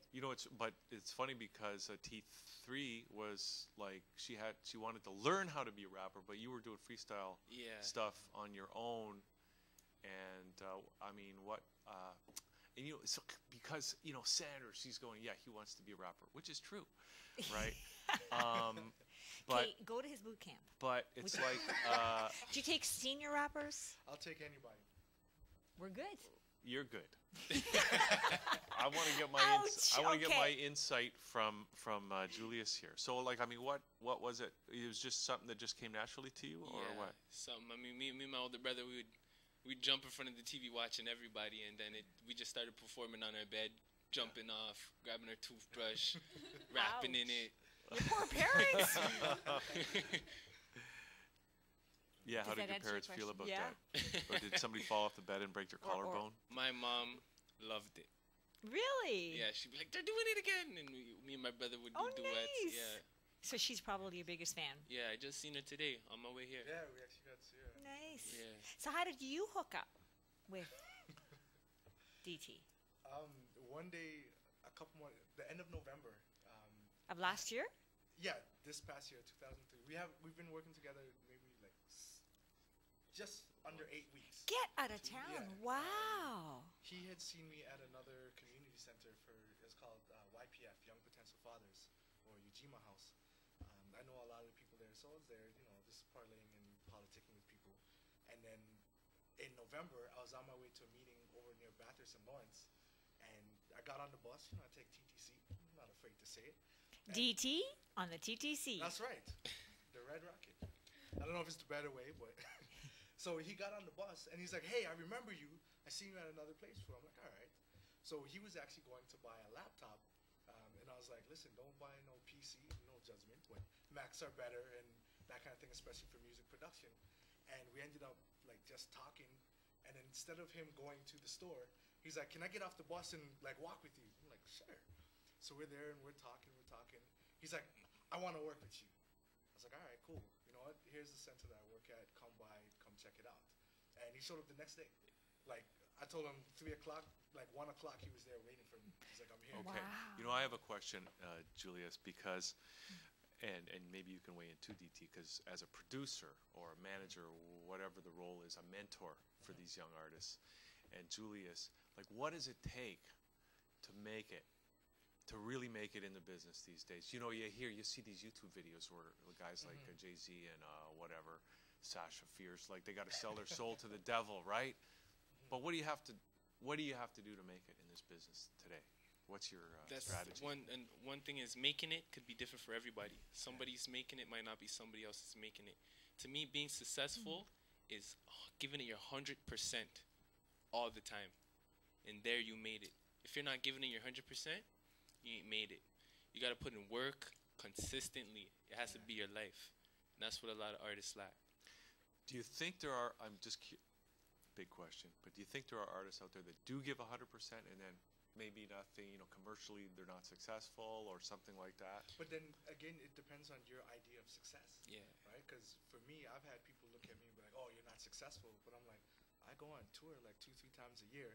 I work in an organization where I get paid to develop artists. I am an artist, so all I do is be an artist. I mean, getting paid to be an artist in this country is hard enough. That's like winning a lottery. Exactly. Yeah. Right. Everybody's a hip hop artist nowadays. Like I've seen old ladies like, "Oh, let me bust a rap," and I'm like, "Okay, grandma, like, chill out."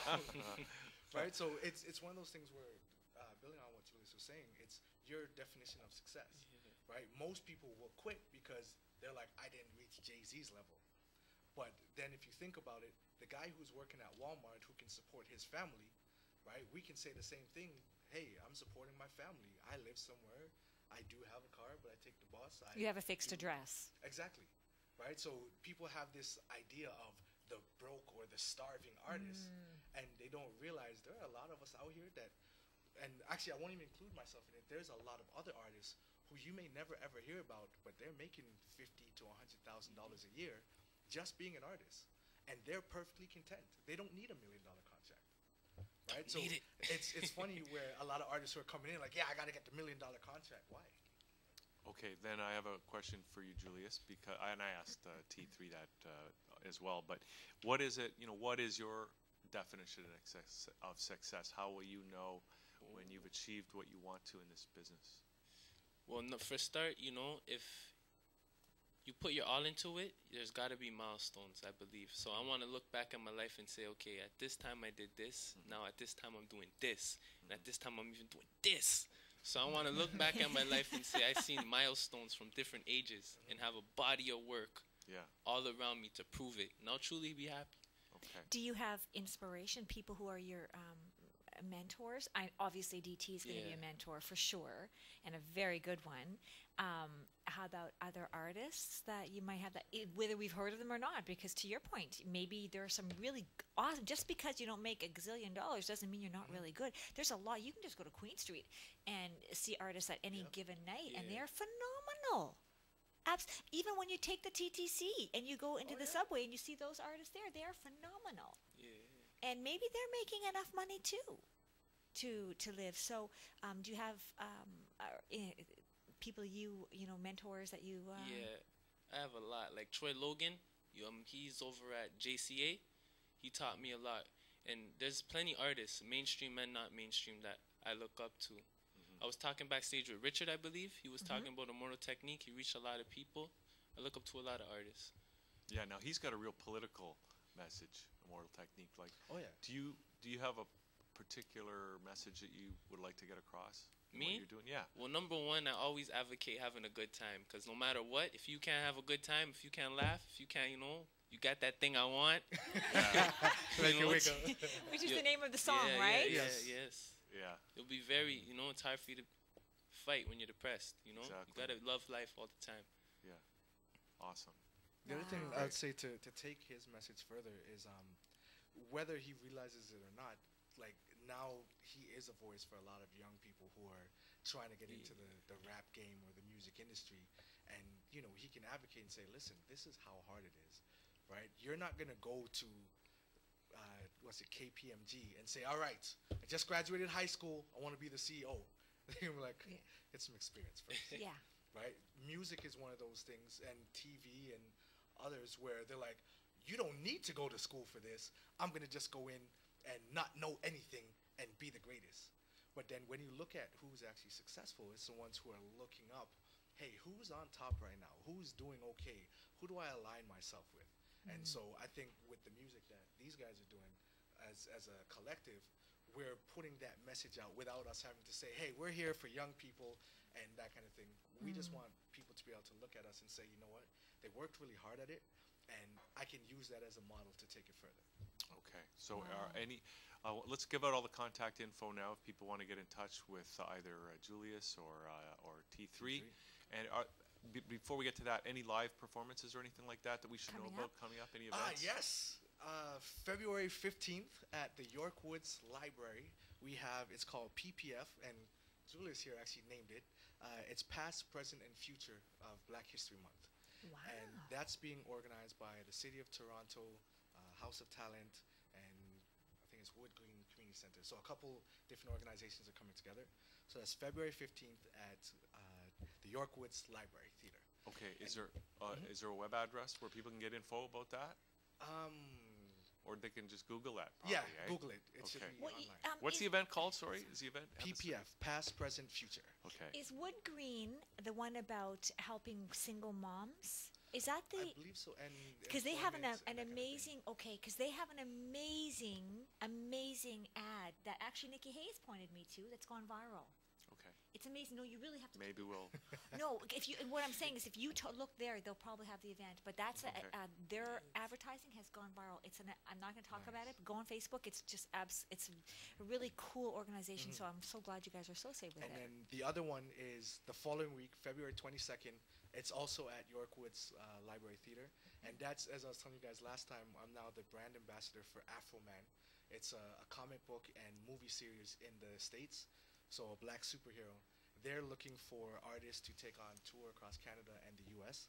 So all of our artists will be performing there. So that's Julius Scott Colors, T3, Bootcamp Dance, How exciting. Jay Chris, Ty Craig, myself. And yeah, we'll be holding auditions and stuff to get people to come on out. I actually have the flyer, so they can put that up later. Is there a website where people can get in touch with you, DT? On Facebook, I believe it's facebook.com/Afroman. Okay. And what about these guys? Do they have their own websites Yes. or anything like that? Right now I'm on Twitter. You can find me at JGotColors. That's the Canadian way. COLOURS. JGOTCOL. Okay. OURS. J got colors? Is Yeah. that what it is? Just the letter J, or how Yeah, do you just the spell letter that? J. Okay. All right. And T3? I also, right now, I have Twitter and Instagram, which are both @_T, and you spell 3. So capital T and then THREE. And you could also find the flyer PPF. I promote it on my Instagram and on my Twitter, so you can find it there. Okay, cool. Yeah. All right, guys. Thanks so much for coming in.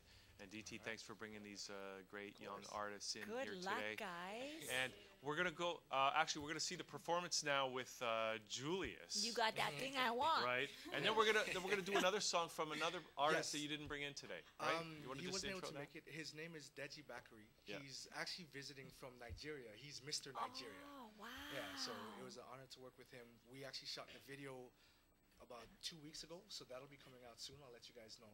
The song is called My Time. It's actually playing in Africa right now and St. Martin on the Dutch side. And I know he was probably I gonna might bring have heard that it up. while I was down there, DT. Yes. So Okay. that song is myself, DT, and Deji Bakari, and it's produced by my producer Ty Craig, who will be performing at the shows. He actually produced both of the songs that you are going to hear and did hear performed today, and he produced my whole album, as well as Julius's EP and our duet. Yeah. So he has an album called Color Schemes, and then we have a duet album, the two of us, called Kaleidoscope. All right. Well, thanks, guys. We would love to put all those CDs into our music library. Oh, for sure. Just to get it into rotation up here in Canada as well. That sounds guys. great. Okay, so let's do that. So thanks, guys. Thank now you. the performance by Julius Scott Colors. All right. With DT. Of course. And then we're going to play that song by Mr. Nigeria. Yes, My Time. My Time. And then we're going to come back with Chris Russack and David Whitehead talking about truth and the party for truth and that kind of stuff. We'll be right back. Thank you guys so much for having us. Thank you. Good luck, guys. Yeah, Protege. Jay got colors. Let's go.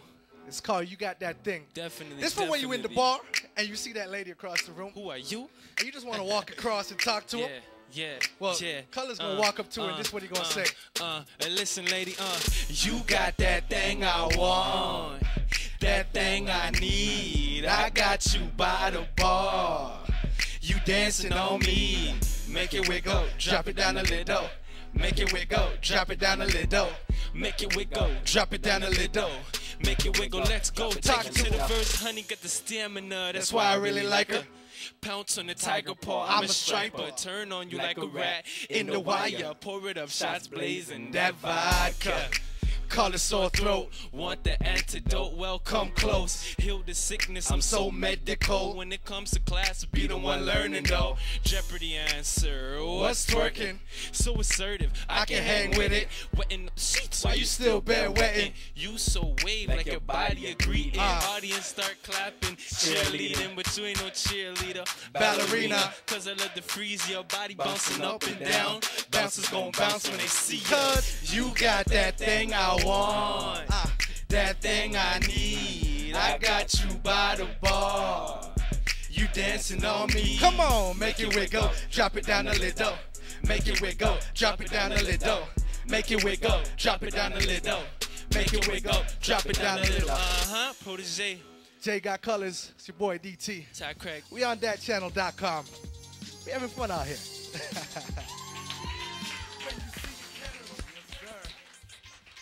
It's your boy DT. Mr. Nigeria's here with me. From Toronto all the way back to Tell Africa. 'em it's my time to shine. Wake up in the morning, my time to grind. My time But the rest, y'all. Tell 'em it's my time to shine. Yeah. Wake up in the morning, my time to grind. My time. But the rest, y'all. Yeah. I've been waiting in the wings, now I'm in the spotlight. I'm taking in the glory, it was worth the grind. Man on a mission and I can't be stopped. Never satisfied until the crowd is wrapped. I look this good naturally, no Photoshop. Gotta be on point, I'm the mayor of hip hop. Daily routine with success as the goal. Better than the sum of the parts, I stay whole. I flip the script and refuse to quit. I do it till it hurts, it's worth the punishment. Blood, sweat, and tears, yet it's never enough. I give thanks every day to the Father above. Hard work beats talent when talent stops working hard. So I never stopped working, I was born to be a star. Can't stretch across the globe, now everybody hear me. Mr. Nigeria on the track with DT. It's my time to shine. Wake up in the morning, my time to grind. My time. But the rest, y'all. Tell 'em it's my time to shine.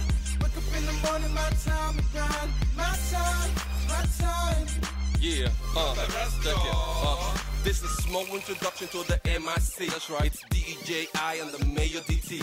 Best of both worlds, no shaking. Everybody wanna be like us, no hating. Relax your mind, everything's alright. A quick reminder, no scandal. It's Mr. Nigeria, ain't nothing I can handle. Bring it to your heart, you're gonna fumble. Riot on the dance floor like a Royal Rumble. Take it from here back to my condo. Dance at Zone 2, live in Toronto. Make more money like no tomorrow. Putting all my enemies in big sorrow. This is how I live my life. Pepe rest, Pepe rest, Pepe rest, make it come. My time to shine. Wake up in the morning, my time to grind. My time. But the rest, y'all. Tell 'em it's my time to shine. Wake up in the morning, my time to grind. My time. the rest, y'all. Ty Craig, I see you. Ha! It's Deji Bakara, Mr. Nigeria. I told you we'll be back. Yeah. We're back here on the show, and we got we're having Chris. so much fun. We are. It's been a riot today. It has, and this is the home stretch now. Yes. Which you know it's a good show when you feel the home stretch is at the beginning of the show. I feel like we get to relax now and just have a great conversation with Pressure's these on them guys, now. talking about all kinds of great stuff. We got Chris Rusak here from Party for Truth. Well, you guys, and David Whitehead here from David, why don't you introduce yourself? From Truth Warrior, Truth Frequency Radio. What the heck?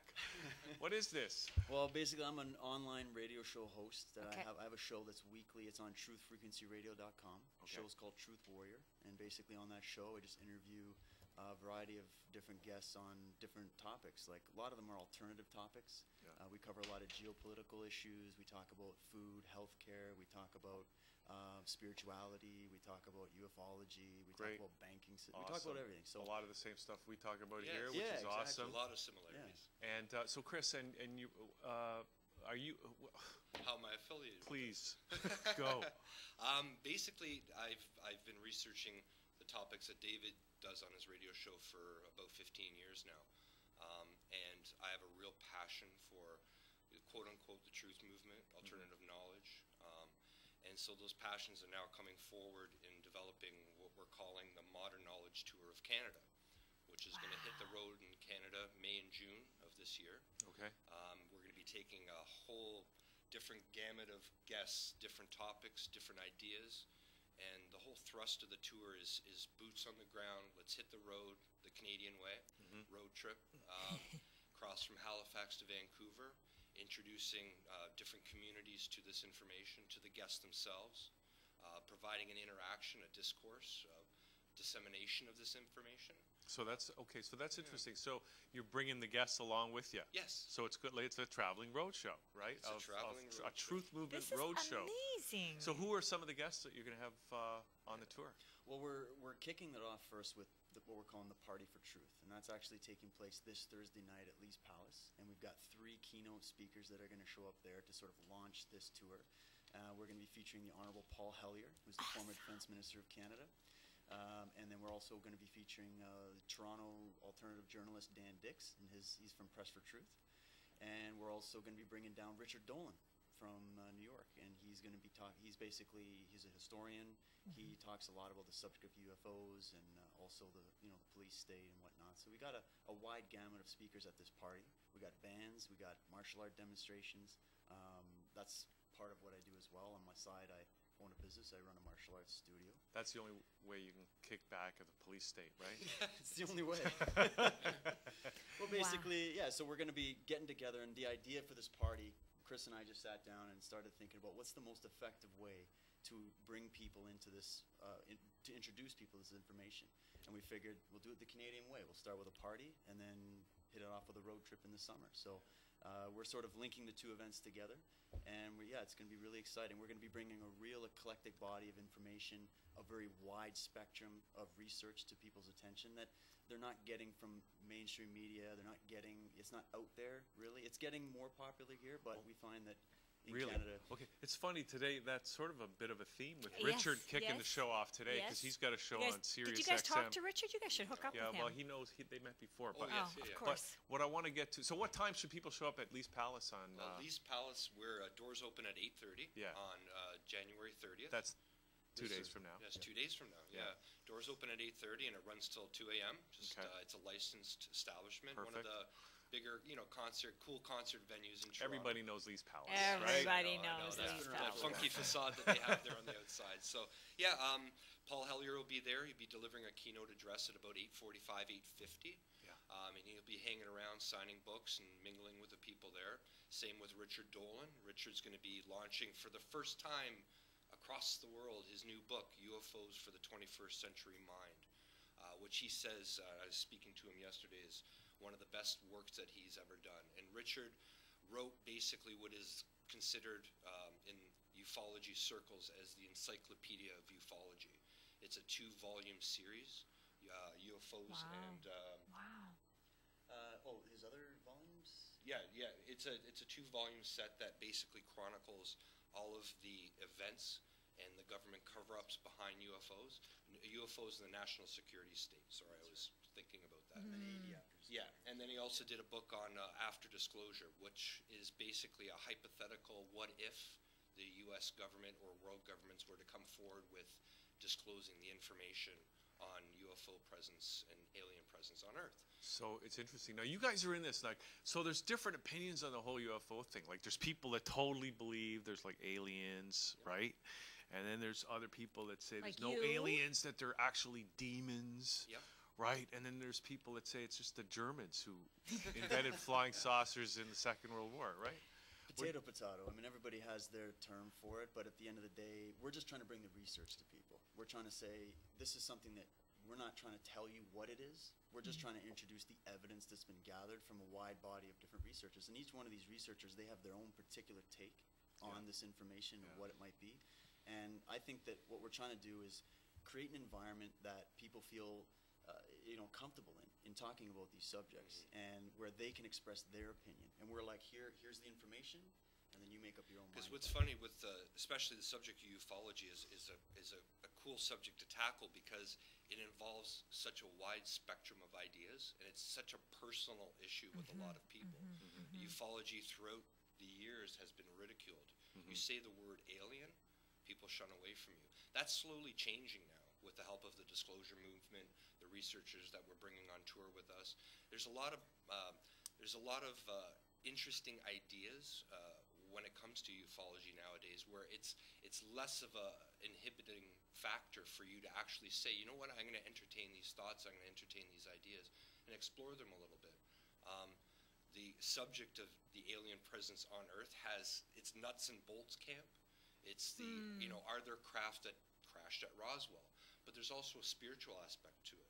There's a lot of researchers that David and I deal with that use meditation practices in order to connect with etherical beings. So you mentioned, Hugh, that, is there aliens and demons, and, are the Nazis involved? You know what? It's all of that. It's basically, it's like everybody and being an individual trying to describe the color red to someone that's never seen it before. It's something emotional. That's a really it's something good spiritual. way to describe it. It's also something concrete. It's something we can visually see. But my red and your red might be two different colors. Right. And we would never actually even know it, would we? No, you wouldn't know it. But Richard's new book, UFOs for the 21st Century Mind, and the way that research is going nowadays into ufology, it's not only about the nuts and bolts, it's also about the spiritual aspect of that. It's about life after death. It's about past life experiences. It's about ancient civilizations. It's about how that translates into our future. So it's such a wide-ranging, broad topic, and things like of that nature. Just those questions themselves. Really. But I'm thinking the way you just described that sounds to me like religion. So really, everything's coming back full circle at the end of the day, because really, it's all about everything. You can't talk about UFOs without talking about life after death and the spiritual aspect of it. Well, because it brings you into that space of considering again where you are. And who you are. Who you are and what's out there. I mean, for me, what really opened up my mind to this topic was just considering where we're positioned even in our own galaxy, and the amount of knowledge that we now have, that we're gaining more and more about the structure of the universe and how things work. And it really is mind expanding for people to start considering it. And then because we have witness reports going back all the way throughout history, we have modern reports that they go ignored, and we have these people that are having these experiences, and people can judge them and say, you're not having that experience, but try to tell that to somebody that they feel this is something to be very real. And we're talking in the millions around the world, different times, different cultural backgrounds. And so this is just something that, again, we're just trying to introduce this to people. Some people for the first time, other people have been into this for a while. So we wanted to try to find an updated way to bring this information forward to people and say, here's the newest research on this topic. Wow. And it's not even the only topic we're covering on the tour. We're actually bringing a really wide spectrum here. Yeah, what are some of the other topics that are going to be on the tour? Well, we also have, at the party, we got Dan Dix coming down, and he's going to be doing a short address. And, of course, he's an alternative journalist here in Toronto, and he's been covering stuff like, what's going on with the genetically modified foods, the banking systems, the political corruption, and just sort of pointing some people's attention towards those issues to say, we need to get into that a little bit more. We need to understand what's really going on and ask those questions. So we'll be covering some of those issues. Yeah, and what Dan actually, he just got back from the Bilderberg Group, is that secret elite, Did he get in? society. No, well, he With a camera, It to was some it extent. was in the UK this year, so he was there, and you can Google Dan Dix Bilderberg 2013, and there he is. And there was a large number of individuals that found out about this location this year. It seems to be this nice little following. Was now Alex every- Jones there? I don't think Alex Or was David there. Icke? Well, in the UK, David Icke was there, Alex Jones Oh, was there. yes, They David spoke Icke up would be there. there. Absolutely. There was they had a lot of different speakers that were there, but I think it was probably one of the biggest ones that they've done. It's really becoming well known now. It's, It is. I mean, Even the who would have mainstream thunk that, eh? Yeah, Even the mainstream Even the media's- mainstream media has to cover it, and that's what's kind of interesting is that this was something that we've been looking at for years. We've been following this for a long time, and you're always looked at sideways by anyone from the mainstream media Yeah. because they don't really want to talk about it. It seems like there's a Yes, blackout. that's their with the bread and press. butter, right? Yeah. So, and a lot of the people showing up at these meetings, they're actually the owners of a lot of these media networks, and so you can understand that they don't Their want to fear, be seen, yeah, and so yeah. what we're doing is bringing it out and at least having this conversation and saying, here, we have these questions, we're not satisfied with the answers that we're given, and we're just researching it, and we're just having a conversation. We're not trying to tell people what to think about these issues, but I think it's important that we start to talk about these issues. Yeah, and I think it's very important too, and what we're trying to stress at the party and for the tour is be your own individual. Everybody has something to bring to the table. Everybody has talents. Everybody has a gift, and it's that idea of bringing your own insight and your own topics to the table to discuss with other people, and it's in that dynamic of sharing with other people that you can bring a lot more to your life and your journey in discovery. So in order to bring this new information or alternative information out into the forefront in a way, in a positive way, where people can actually discuss this amongst themselves in an open and unbiased manner, we think that'll do a lot of benefit for a lot of people across Canada. Wow. I think when you have, someone like the former Minister of Defense, and you have Richard Dolan, and you have, it gives it more credibility, so you're a little more comfortable. You're not seen as so crazy. Yeah. Well, Paul right now, and it's funny, Paul did a recent interview on Russian television and Paul's been, out of the closet on his views about UFOs and the alien presence for about a decade now. And this goes back all the way to Convocation Hall and our good friend Victor Vigiani organizing that back in the 90s, or early 2000s, where Paul basically was, forthright and entertaining those ideas. And it was only in this past month, where this Russian television piece that he did, that it went viral. And he's been inundated with media requests for, follow-up interviews because of what he stated on this interview. Wow. And it's very cool that a gentleman of his stature and his political background basically has enough balls to come out and speak to the crowds, to entertain these ideas in an open forum, as we're going to have at the Party for Truth. Well, and he's also getting up there in age too. I mean, he's this over man. 90.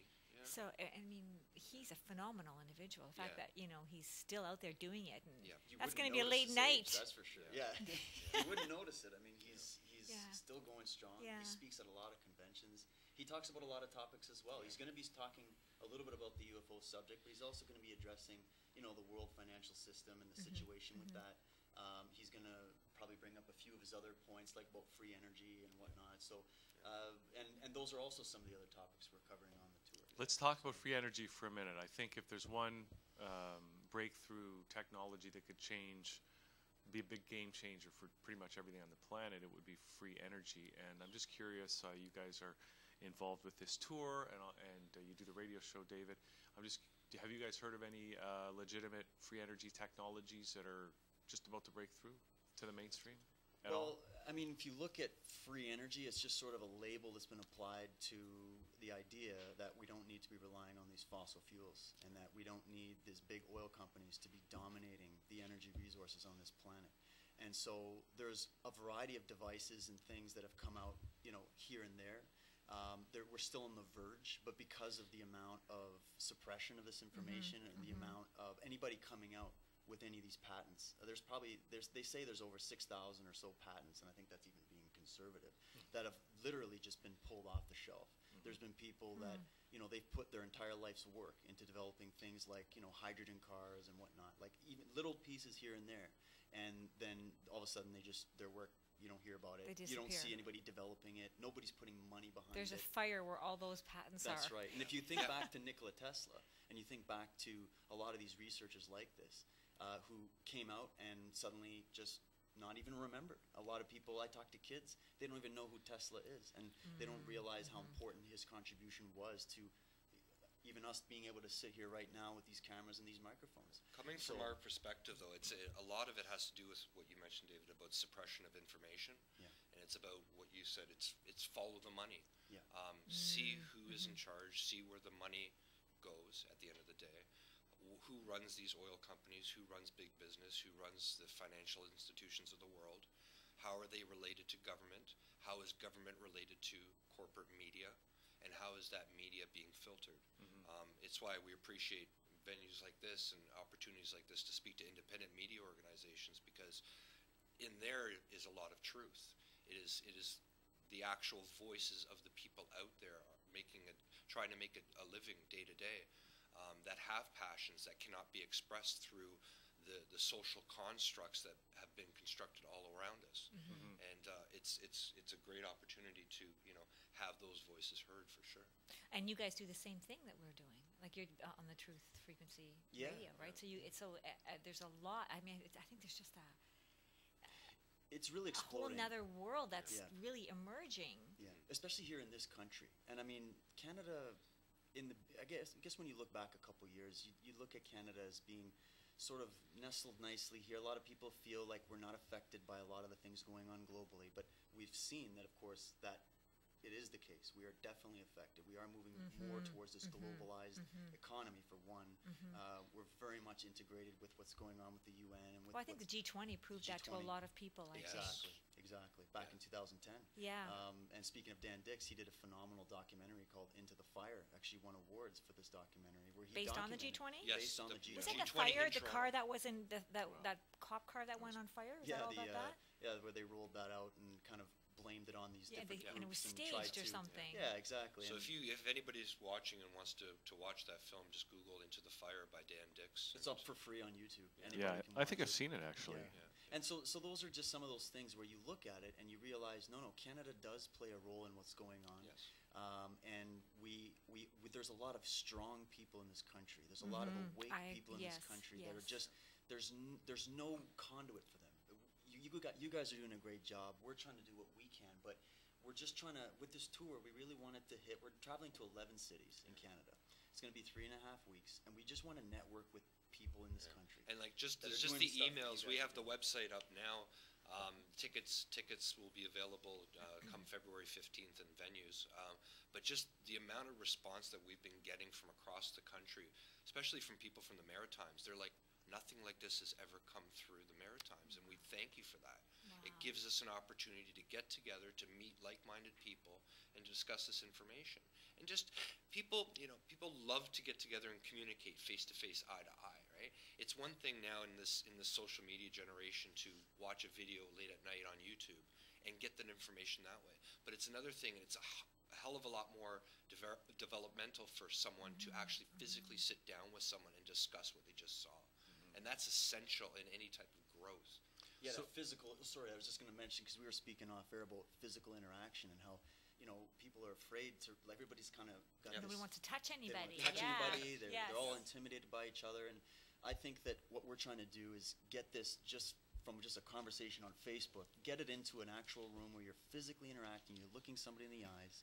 You're feeling their energy. You're experiencing it yourself, and you don't have to agree with what we're saying or what anybody's saying. It's just bring what you have to the table, and let's at least have a conversation about it. And don't be afraid to speak your speech. Exactly. Speak your mind. This is the time to do it. Yeah. And so for the Party for Truth, if you don't mind me saying, just besides our key guest there, we've also invited pretty much anybody who has a vision, who has an idea, to come to this party, to socialize, to mingle, to set up a little table if they'd like, to, basically this is your time. We're doing this for everybody. Right, so we have people from the Toronto Fluoride. It's their little fight against to stop fluorinating the Toronto water. So Ashley and Danny are going to be there. We have a local author named Graham Seary, who did a wonderful book called Cosnosis, which is basically a story of an addict's fall into darkness and how Gnostic information and Gnostic knowledge and ancient knowledge brought that person back up again. So it's a wonderful spiritual, personal journey told through the eyes of hidden knowledge, basically. So we're pleased to have Mark Fanjoy, if you want to. Oh yeah, Mark Fanjoy. He's a guy that's doing some tremendous work here. He was originally just a contractor, regular guy, worked his whole life, worked with his hands, and he just realized that all that work and all that effort was just going to nothing. He was left with nothing. And he's sitting there speaking to other people that he knew in his community, experiencing the same thing. And what he's created is a network for people to get together, especially small businesses or people that are interested in this information, to share ideas, to network amongst themselves. And I'm an owner of a small business, and I feel the pinch, and I know that a lot of these big corporations that are coming in and sort of eating up the mom and pop shops, I mean, we're literally fighting for our survival right now in this country. And so people like Mark Fanjoy building these networks that he has, and he has a website called CanadaTheNation.ca, and he started it off with the intention of trying to bring people together and come up with a new idea for what we could have as a vision and a direction in starting with the local community, and then maybe eventually expanding out to the direction of where this country is going, and bringing it back to the idea of sovereignty and the idea of independence, and having that free voice as an independent person, and then allowing the growth and support of small businesses, local organic farming, coming up with ideas to try to solve some of these problems. Like, it's one thing for people to start their own local business. It's just, again, as a small business owner, and I was one too, you feel the pinch. As soon as you get to a certain point, you start feeling that the brunt or the weight of the big corporations bearing down on you. And it's very hard to be fluid and mobile in that situation. And a person like Mark Fanjoy in Canada the Nation, they're trying to he calls it starving the beast. It's putting the power back into the hands of the people and their paradigms, the way they shop, the way they conduct their economic business, the way they use their money, the way they different ideas and solutions in order to basically cut off the beast, the money trail that exists out there. Wow, good for him. Yeah, so he'll be there addressing, he's going to do just a 10-15 minute address. He's going to hand out some information. And so it's going to be a great night of bringing some different people together. And then at the end of the day, it's a party. So we got a DJ, dancing the night away. It's Canadian. Yeah, exactly. We got doing it the right way, I think. So 8:30 the doors open. Do people need to get their tickets in advance, or how much does it cost to get in? Or it's $20 at the door. Yeah. You don't have to get in advance. They just show up, and we're going to go probably till about 2 in the morning. Yeah. Sounds like fun. So just before we go, I don't know if we're going soon, but we're I going never know. soon. Okay. So who are some of the people you have on the tour? Well, on the tour, basically it's broken down into 2 segments. We have Richard Dolan, who's going to be at the Party for Truth. Is he traveling with you? He's going to be traveling with us in an RV. An RV? How many RVs do you have on this tour? It sleeps 8. There's only going to be 4 of us, so maybe we can put up some curtains or something like that. But yeah, like we said, we're going to do it the Canadian way. So we got to see the country. Do you guys feel like you're a rock band or something? No, we are joking about that. But we want to. You gotta bring a we want guitar to along. experience. We want to experience the energy from coast to coast. We want to see that.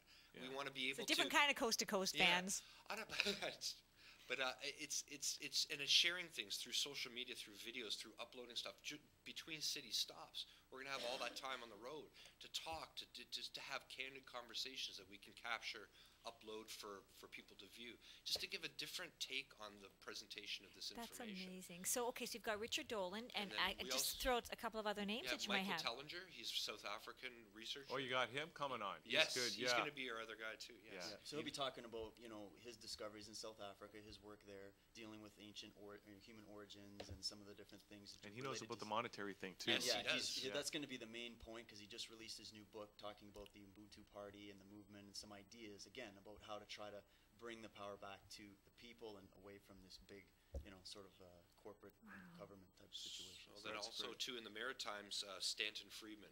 Of course, because he's from the Maritimes, yes, right? Yes, okay. He's in New Brunswick, so he'll be joining us on 2 city stops there.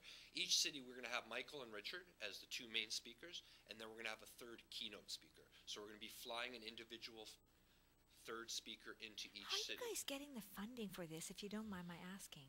Well, we're building it up. I mean, we're starting it kind of one bit at a time. And we started out with the vision of just doing this and seeing what we could get. It started small, and then we're trying to expand it out. So it's all really going to be based on what Blind kind of support faith. there is. Blind faith and audience support. Exactly. And basically off the passions of everybody out there. That's and we're, amazing. Yeah, and we're finding it's a great response. So, and a few other people, Montreal and Ottawa, we're going to be featuring Carrie Lynn Cassidy from Project Camelot. Oh, yes, okay. She's basically been out there for 10, 15 years now, and a lot of her interviews have gone viral, and she's brought a lot to the table. So she's going to be joining us in those two cities. In Toronto, we're going to have Linda Moulton Howe, who's a regular on Coast to Coast. She runs earthfiles.com, great journalist. She talks a lot about cattle mutilation. Yes, she does. She's going to be featuring some new work this tour. She's talking about a lot of stuff that she's been working on lately. Yeah, she's And amazing. She's an got a amazing I did an lady. interview with her a couple months ago, and honestly, it blew me away. Like What? I had done some of her Tell work. us. Give us a scoop right now. What did you learn? Well, she just, you know what it was? I felt that she was really trying to reach out to people in the way that, understand this, look into this, and it's all about trying to better yourself. It's all about trying to expand your awareness, and we got to start coming together. So she has a very positive message, and we just felt that she'd be perfect for this Toronto stop. On our tour stop, I got her email a few days ago, and she's going to be talking about Göbekli Tepe, which is in Turkey. What is that? Oh, I've heard of that. Yeah, it's that discovery. It's an ancient site, but more and more quote-unquote institutionalized universities are now looking into this because it is being dated at tens of thousands of years old. And it's basically going to be overturning the paradigm of what is ancient and what did we know in the past. More on And how a old mainstream are level. we? And how old are we? And how many times has this happened before? Right? So these paradigms are shifting, and they're shifting in a real way.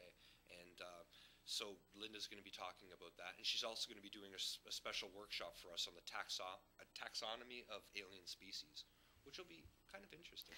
Wow. Yeah. And then in Winnipeg, Manitoba, we have Grant Cameron, who's a Canadian ufologist. He runs presidentialufo.com. Yeah, I've he heard of knows him too. everything about what the presidents have known about alien secrecy. Since Eisenhower met them back at Area 51. Yes, and we use that for our promo. His closing Eisenhower address. speech, His closing address to watch out for the military-industrial So complex. does Obama know? Obama went to Mars in a jump room, for crying out loud.